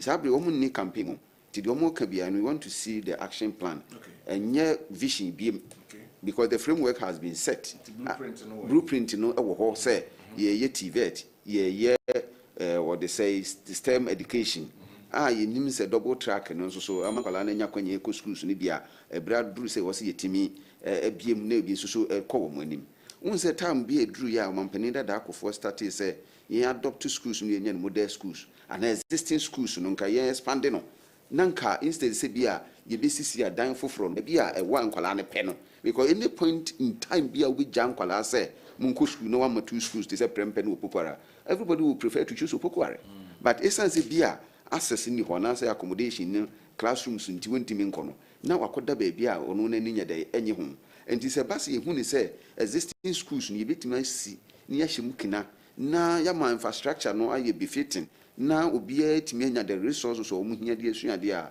ni nyina ya de ye but se koduru brebi na abi aban bi yes anema na ukohoro no na uba na se bia de kro no na wo beye na sa time no wo position wo kaseti ya ye nyina na ye hu se asade no na ye ka no bia se politics ne de ye de ye nti se de bia na me kan se de abeten star can we move away from negative people. They have problems with every solution.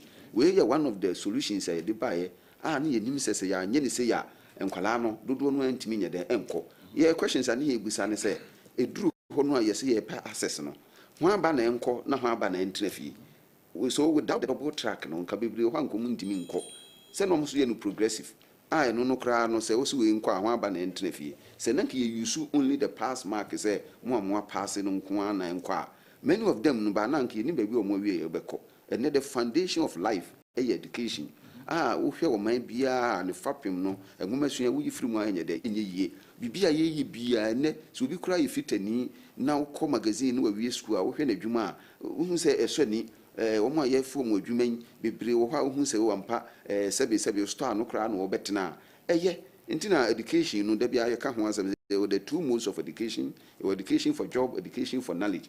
And I heard the functions of education.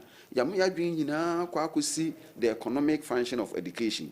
With that recourse to others no a be solid a bit mama nkwala na nyini brane. Na no se metratic bi ka kire wo se ye koye nim no mofra no a eba no relative to say ye fa wo mo no. Unse time na ye free science no akire kro wi akire no mo bona na do dan kwakufa do se wa man kwala na ya so den wa man kwala na ye enkwala bone ni ade won kekan ni nyina bi e ma ye tete bi but na me ka besisi se o man bia no the share responsibility wo no se wa anye na muka se schools no the custodians of discipline e de bia na be man the schools no enkwala wo na survive by the grace enu nti na awofo wo chefa asofo wafa ene nti sa niam ni nyina ama ye betima tete nkwala ni nyina wie no ma ba betena chiri na afa ebi wi achiri no no ma ba ye tosom do say the to the Roosevelt no work no aspect ya me mani ji hu ne say was education without morality is like a menace to the society and me da bia me kan ho na me kan ko say in as much say ye mum sa education no yemfa aspect ya wo be wi no be refined no ma ye more definite say adwuma bi o betimi aye bia o matimi aye ne yie enti say ene ye nua pani one o makohia no wo kasafa time wo mu be wi a ne ye ka be susu say asem go ha wo hwe se obi ya wo connect kase awi adwan wan hwe abeka say emre wo but who could just someone now because we heard this almost 2027 but ene ya sa pagem ye de yen ka say enye yen support wo na wo munye but say ye ka ho asema be wie double track no ene no obi anim ba bia na ye ni so ade hu wo ye kan ni pen e ma na do dankwa kufa do shebo say enu mfie bi no na ye double track na ye dey afri 2026 sort as in dinka ye ba ya we hwese de ni ye ya na ye koye animu anesa but don't forget to say schools na e feed senior high schools no so na enrollment na ko enu bia de ne ba ko school won say de obi ansase ya ye wo nyina ye ko enti obi a set ya wo sese ye ne ma enti na bible no kra kan say ba bia we dwa pade ho no wakoma ye dey ewo enti say first na be we say minko school ni ade ade ne won say upo bi kra na ye adwuma wonya bi but omo kowi na da chi bia no hu sa eniema no a ebeboa amoma no aye akonanim even democracy kra ye kan the civic aspect or the civic function of education no any say bitima tete omo ate democracy na se na omotima bayi o man ye because said the bia meka no Aristotle no can was it to have a perfect democratic society you need to educate the people to rule and be ruled and in as much as ye chiro made ni nyina na se ye nya ni papa omo susu beba beto o man so aye ni yi a ye bewie na ye de ye dok no kwa enti ye besere omo se omo aka no omo force ye nya oyo en se ko ye political talk say ye de double track no beba be free ho na bia 2029 enti mi anya dey en free ho enti sa ne mani nyina ye ne ma de bia ne be kaka omo se ta ma ne ye ne ye kan se bia e be durum le bi e be wie free ho omo ba ye omo hye 2027 atra and o masaka 2020 em pese be political talk enti action ye hwe so mde be back the work kan na wo mo hu sampa ngo masua na do danko kufa do ebo hu dawro no ne wo mfaso e mo man no se ne be ya mo fra no free mu a wo mo betimi aye globally competitive ene competition a wo biase nti nkwala no kra tete o mo no wan kire o made anwie a mo mo anya nimde ye relevant se o mo be wie no na de o mo asua no eni ne wo wiase ne ye pa o mo be wie no no masa lag behind nti da bia me cancer curriculum no should be evolving enu nti na ama enne no ye ba ye no from 2017 no ye di TVET no this term ne ade ni say no ye also descending it down ene ye de ba from na coding ya ye kan na no o mo de ba ye so o mo ko training kwala almost about 1 million in coding o mo ko ye se wan hwe ni ya o be wie ne na mfa so bi ama so efri say ye level of what they say level of proficiency e kire se baby obi asu aduru bia obetim dia bibi enye usual yi se wo kwa akwa because woni obi na compete with world and say wo de na anko animu a obi akra mfa wo ma ye adwuma wo ho and see lay foundation no ne nkwala no de sa ne ma no di agro hu bi se de wo kan we say what we see is what we get eno no beboa enye education ye be kan ya no fafa and there are a lot of what we call educational divide me no wo kasa yi wo ko schools ni bi ha o mo woni ma se ne bi no ntini nyina ye niema wa be wo so wo hwe ke we di se basa enkuru bi ha de bia wo be kono na addition na ye no mo ya ka echi and we need to move together na system wa wo kan ya was wo mo di double track hu sense mbeba 2020 na mu niema no teacher welfare teacher for no wo kan good one because teacher welfare yes condition of service obomodin eka say issues for promotion ho ne nkro na banyina obomodin no mahwe ho so teacher ye nuanom so om tifia ya hwe om ba sha ne de bia be fa sei ka no so ho omo force ye nyu because as a boshe no ya ye dey adoso ese bia omo biem na go say mo nkrofo wure mu ya mo man nye transparent because that musa one thing maybe probably before yakoto about 2024 one of the choruses na MPP before singing some bombetwa phrase what you have heard now and what the ministers have said are you confident that the phrase just say the ababetna oh yes you catch it almost say and you go kind of politics and the year because I could try free senior high school they are not pay man in Kanko but now almost feel at that time no ebia for kasa eti and you political advantage here dey e wo say drum bia na wo for visa say free senior school abaye bosombi binum say aduane ne ade on say na no ya ye kan ye kwa ye ya che tablet no ne ade Tis a mobile, Munyama, a because now so signs over this our phone is a Munyama in Chia, but in a pardon, a cha, yes, intervention, and think a part on a top, and near carny a bow freezing eyes with me. No, woman will be any you may ye.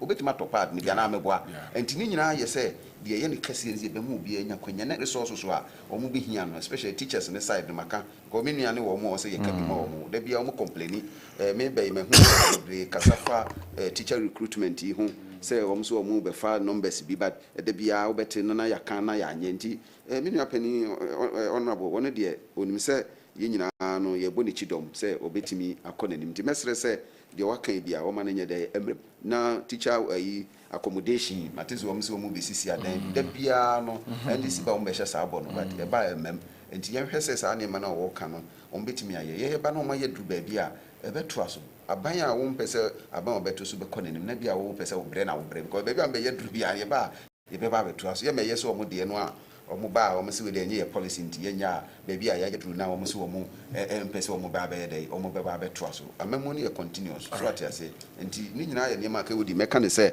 ye de ye nkoka se nye but ye hwese waka no wode ose be de be yo ye de double track ne ba nti so obehim kina na wa upgrade schools no se de ne ye ni so ade hu ne tie no a se hwe ye ba be omo ye duru bia no beto aso because de ba ye ni mi yesne wo ba be so what I say, the framework na ma womo. One thing so yeah, community day schools no sanka be say BCB at the account. One thing I'm more criticizing because of the baby society schools in the baby. Now I can't name many other places. There's this community day schools are waiting. What will you take? Yeah, I want to beginning. Then you see it, but me can be so say. So we could see school ni si baby na enipa ntimi nkomo a na boarding ka ho a emwa me de me ho example say such a from place ho na wakosi community day school a city say Isekrum Yasabo district ni nyina omo funsu ya omo wanwuro fi omo wo te say bia adonso nom ne bia nkura ewu akiri no na oba na se wonya baby na wono so wontimi nkoma eno no sa na ne ye ka onse ba adugama munya ye try ya nya funding be support ya ye bie na ye boarding ne obi entia ye ba be mu ye duru omo no World Bank die kakra mu tumi ye ba ye be ye bi ka ho so ati ase eni so mu be si a day school concept no de hia wo mu ne say wo benya access eni na ko develop countries no mu ye day school system no a enye ba bi ye wa say obi tetafo na wo so wo ko day school adugama. How can it be possible? And at the same media making, if you have any schools or work the district in your can women in Guma, intimate feed this school. So, to move this is your own locations here. A be a woofy say, see, and Kalane cross a car crown over for a beer 5 minutes, 10 minutes, no by a day. No, we understand about when no, ye case and one by the body. Right, Usin. Kewodi. I must be on the home for so. Yeah. Mituwe nye suku a mekoye kakra community minya opportunity embetina hanum sei and digestive issues enti media school de menya enka obi bia ku school kakra nkeye meka sei no meka ko si sei ye maame nom ne ye maame nom omo hye omo makutupa in fact omo mboa omo ma no ye mu bia starting na easy. I'm sure moon crying. Okay. Moon crying. Yeah, moon crying. You will be starting in easy. It will crassy. Me for a crabby for when I'm so cuckoo. And tea, Tamani, your school. No. Uko foom, a toda anopa. We quite bands of school. Obaku kutwa body akura tora wo ko school no na do body na kwa kusi kwa ho na de koja ma mi be onton ma ansa na wa de ku school mu ba ba jusika se na be obeti manya kakra de atua part time sa ten for part time me so do kono e di kosi zongo na me de amama mi bi so hwe ma me pon ma kwa koji mi sika nkata bi nyina eniema nyina ye famu kakra but as time goes on no so time na buying so ye ne ma kakra me kan on be che school uniforms ma na me school uniform de bia na me to atete me kai pa e bi ni ho but inya aban bi and era mills e be my uniforms ni nyina interventions are aban yan kakra e boy nyina ti me se ka school mostly an ye secondary schools ye universities near just foundation, the very foundation now. You know, I started then a free ho ever. Me time when I go school no. I did back one time I ta boko pa ya kom. A combat me.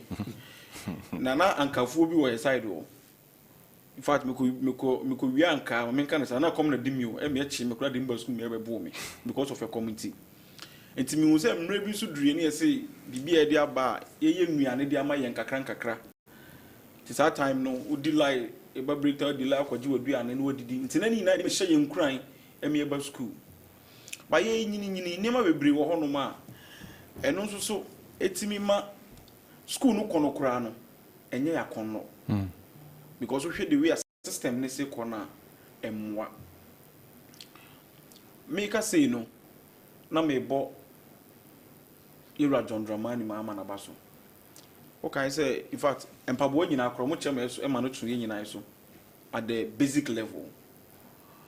And at the secondary level, no, we share NDC abra ye betro constitution no. Ye frere a year honorable most of them intro constitution most of them Omoni international constitution no. I call frame my minimum medium form, ye my medium form, my carpenter for, you know, Munina Bishas entry in 1992 constitution no. Yamra Kunino. Yama minimum no ya papa no mutanasi who say, Emre bedru. I was at your school a year corner, it's me be free kakra de mayen. It is all share Omunian Samuno. Omudi share article 25 clause 1b say, and kakra. Your secondary schools no so better than you be free because me basic schools need into your fees need into your bibia but secondary schools no mu to your fees and kakra into omudi share constitution mo. In fact the entire constitution use the word progressive. The constitution used the word progressive because one there infrastructure deficit funding na your issues at the mayen infrastructure deficit maybe ni saying school and what Ghana had him say, ne is so. It is a Yakasi started free senior high school. Obi Biabes or Bekobi. Say me crown me, swear Juma crown, I'm a share. Na say, yeah, you cram it my baskumu. Me baskuma because yes, young boy, young she, young show no could be. It's in school now, me bano cram me per cram me, yes, serious. Means you are the my member and me Bekobi. Nipa be brave, baskum, I'm a school number happy so. Your man, ya baby na. Interior mama so start be send a constitution ni betimi abma constitution in shisha na edugu mu no SCPSita or start so see over 120 community days senior high schools. In fact, according to Yura Matopoku Prempe, then education minister the MPP, or say ye free abamu no near completely about 46 of them. But now almost can say Hansard no almost parliamentary Hansard no 29. Of course, 29 krana a year. Na year start no argument be who be say na schools no na almost send this schools no edisi nwura mu access ne be den. Ke o di mini nyina akumase ha. So ni Prempe College.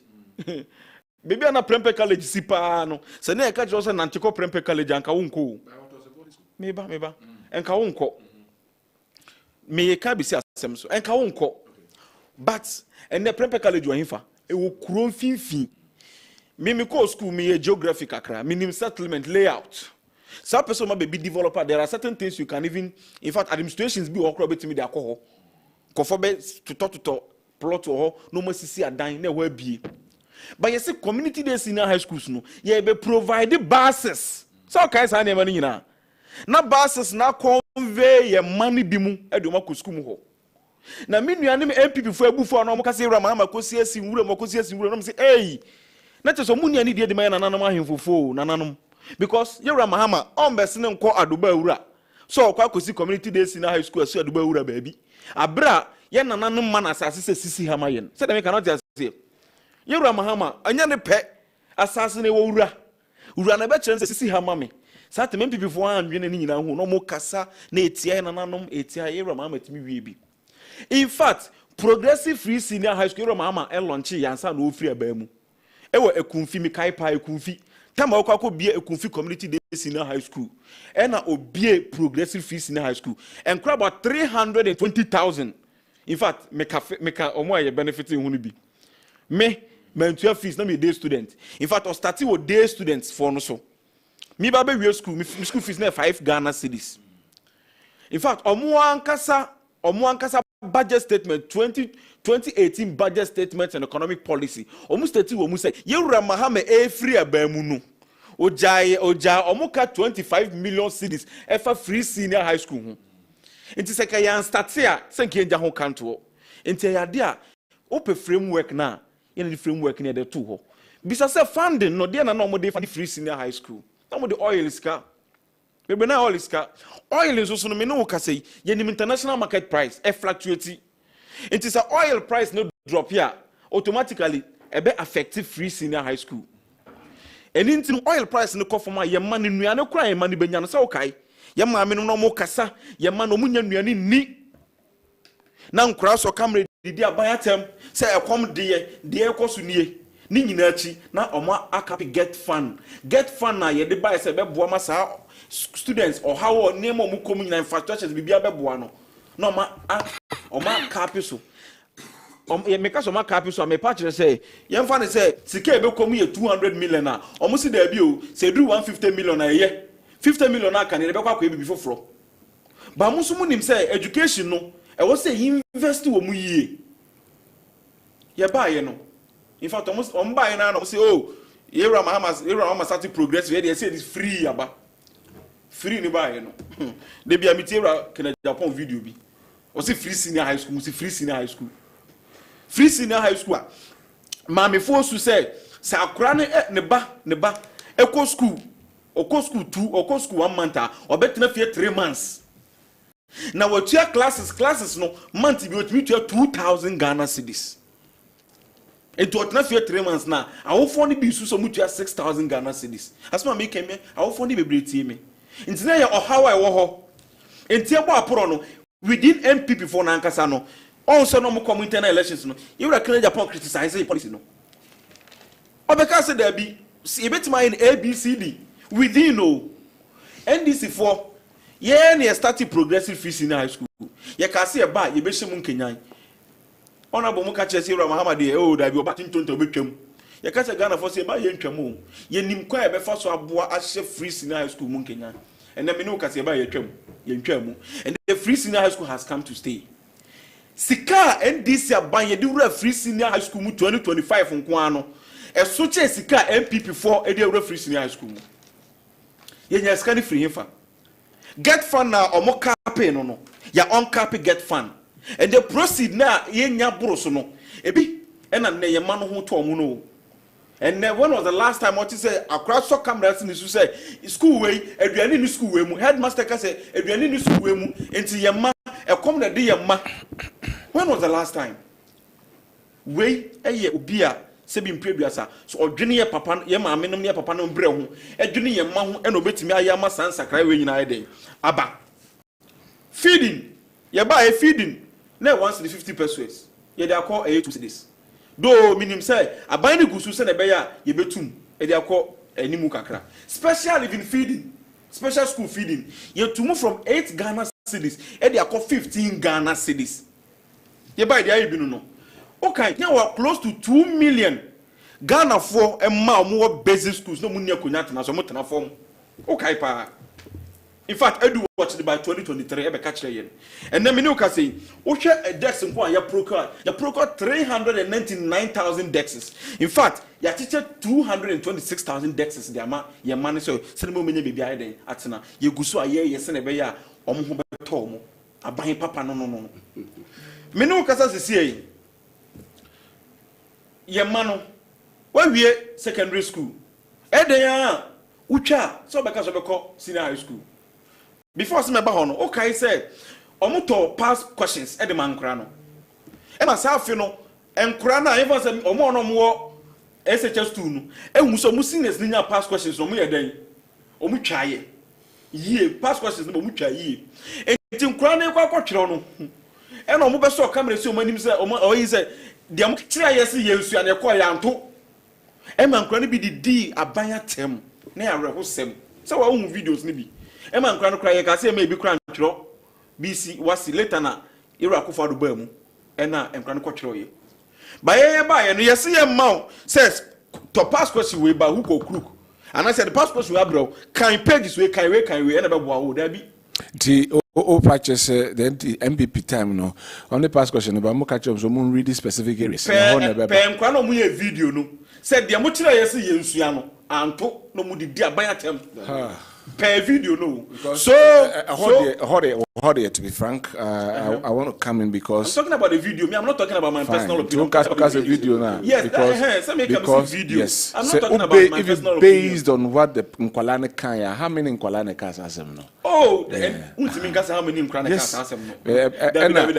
Hold on. Specific video. Hold on. You see, this is not my opinion. Yes, but you are using it as an example. Okay, Kennedy Japan. I don't know Nkwalane Kaya has him no. I didn't think Kennedy Japan. The American one can say nipa do send Kennedy Japan is from the NPP. And I'm so only a student, only a beneficiary of the books. And now say you trauma said this area. And crown the other make us move. Anyway, make us ask them. Make us ask them. No fee stress. You can see a bar, your man. In fact, they are doing part secondary school. Now we chat. Now because we person university now won't me. In fact, university me na Methodist University who remo an edi. Uti when you baby.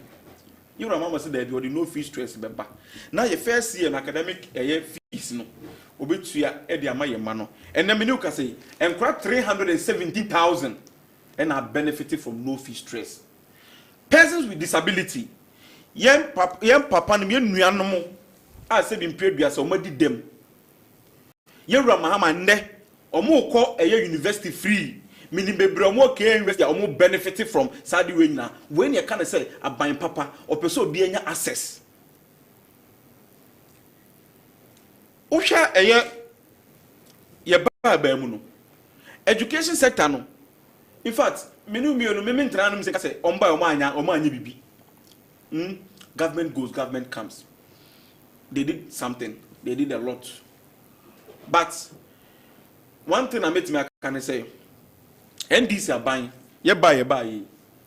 And then one say you buy year free munina, you buy a year free mu. You say shemun Kenyan. Double track system here you can want say me. Me time na me go school no. Na minim omo ami no mu go school nyina. Minim classmates nyina. Because me go school, no papa can send me to them. Say, hey, so ni baby are free ba o. O kwa your classmate papa o. So I can say, per classmate papa. Because connections they win here. Unya classmate papa. One never go out that thing. As my make indirectly. Or more team as sending them make no. Timi na me go school ni there. School mo bien ni one man who ni me. Me making sure say me nyan for papa.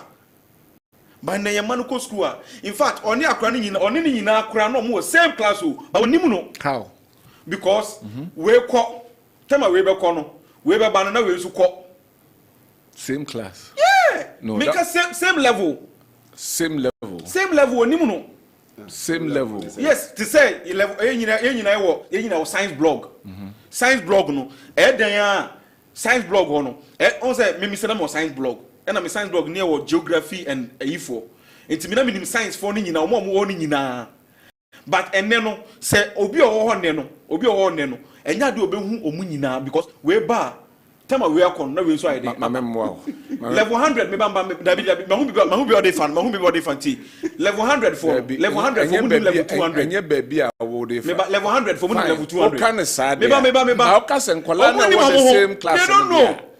Level 104. Let me give an education here. Track system, no, they move with years. Into more first year, level 204. Fine, what kind of salary? And I make seniors because now you think it's a deal. Because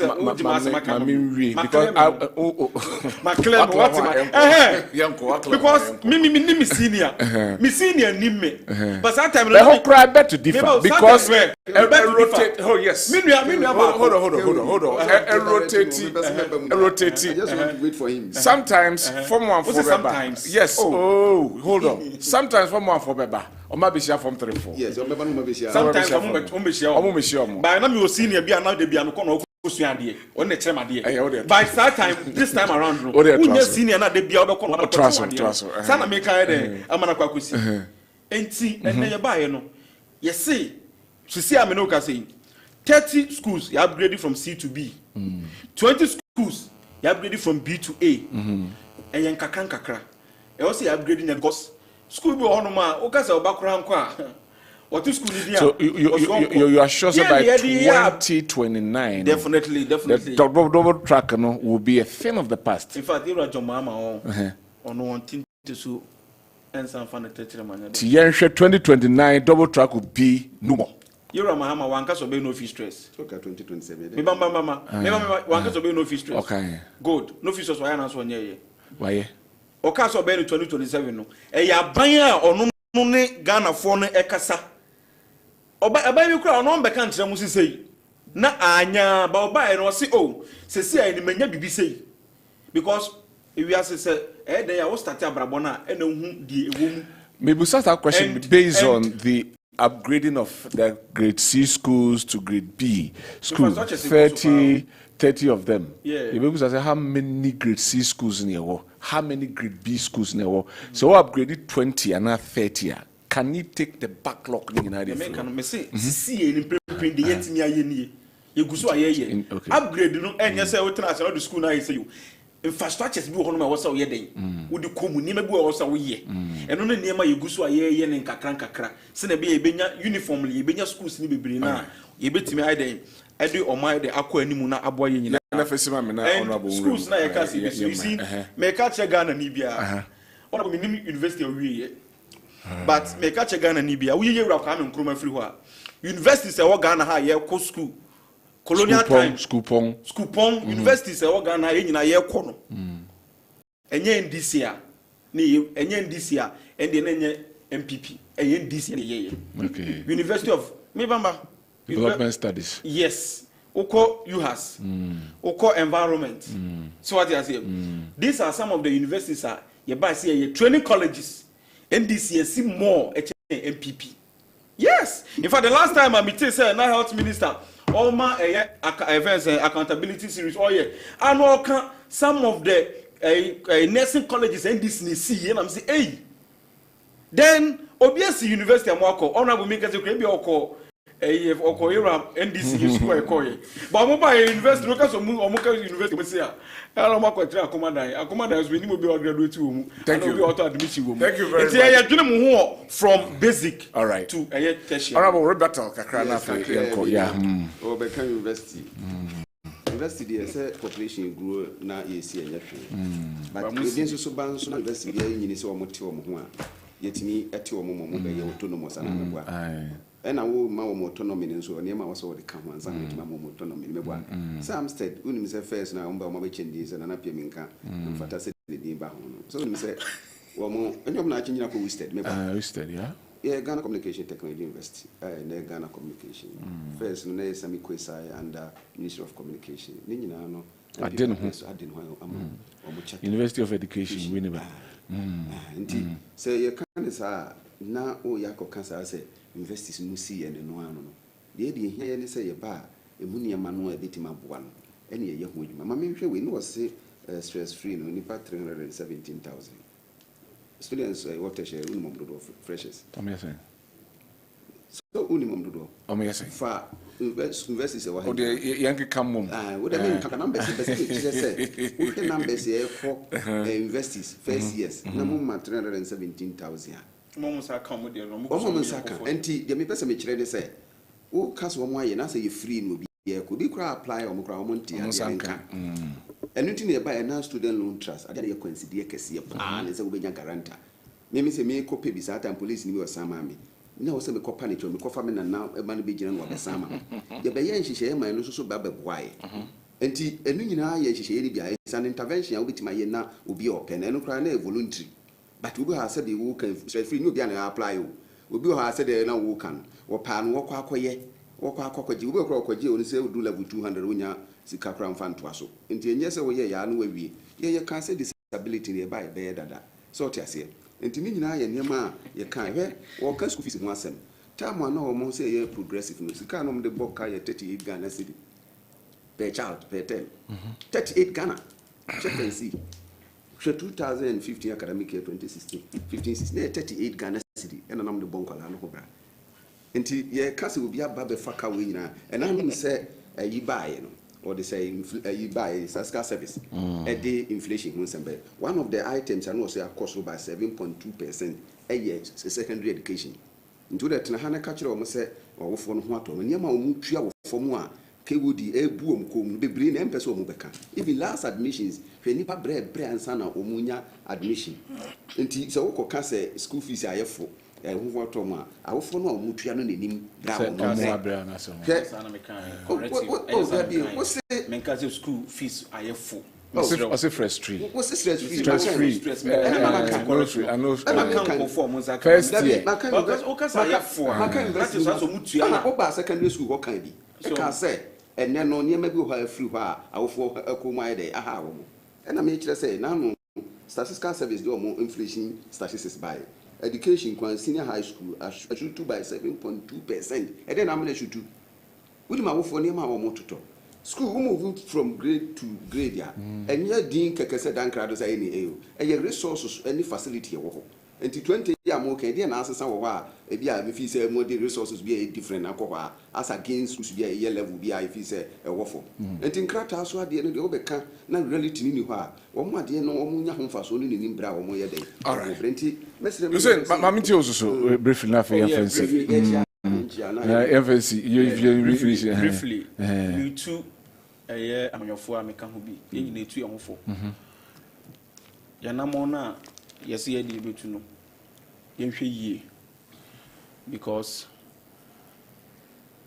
power air transient undi su da aside that the obeye bia no atemu da e de ma se wo na wonya sika tema misrew esikafo bebre ni yura ko fa do ka kire o sika mpedede nti ka wanu tu sika so de mpedede mo sora me say na se kro bi kura ko to Facebook say butreka kura no na yi na we obeko 20 years chama wutumi su ko 20 years ba na ehunu say butreka odi bone because o show sika oko Facebook oko TikTok na wo cheche sika no yese no bi e condemn and the chairman ebetena TV so yi gold or say solid money o we na wa ma in fact ona bokro wanya liquid one bi nti ne impenifo so se wunku de a se impedi so wunku na oja onan nti se penyini bi so ono te wonom na se ono position na se bebi office na de ama no ono de onhwe nya ade ye bone na obedi a atemu eda ho edema ye. All right, thank you very much.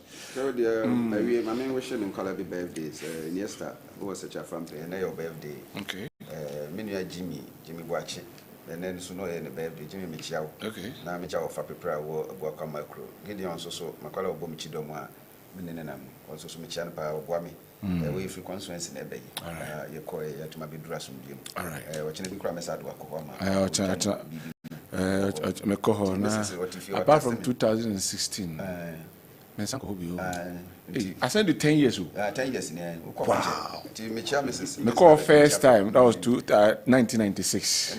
And I'm coach radio. And 20 years time, I call. And I said 10 years. All right.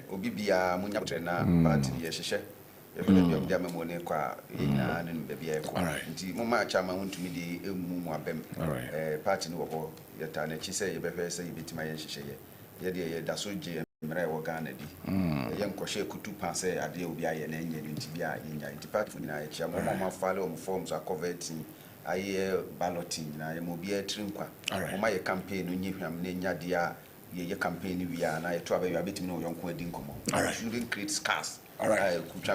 Thank you. Thank you very much. Thank you very much. Cass, Ed is 60 years. 60 years and omodi activities no shase nra activities and because nyame admochna Asante Fest no ababe room to Asante Fest no baso na afi yakwa akodi na we are Thursday. There are other activities. Friday activities so your homecoming for the old students and in Kroneba. Now Saturday the grand deba and I'm paying for Hudo EBPM also Cass at 60 years. Yankopon Shom na NMSU Manisunu Muntimi. On that note, we say thank you to Hussein Ibrahim, and his spokesperson, Mother Ashanti Regional Minister, and Afe Honorable George Akom, a MPP parliamentary candidate for Secha from Plains in the 2024 elections. Malamaya, and I said, you may deal no idea. Now, it comes together with our technical handlers and all. We wish you well. Yamiko Bibiano. Bye bye.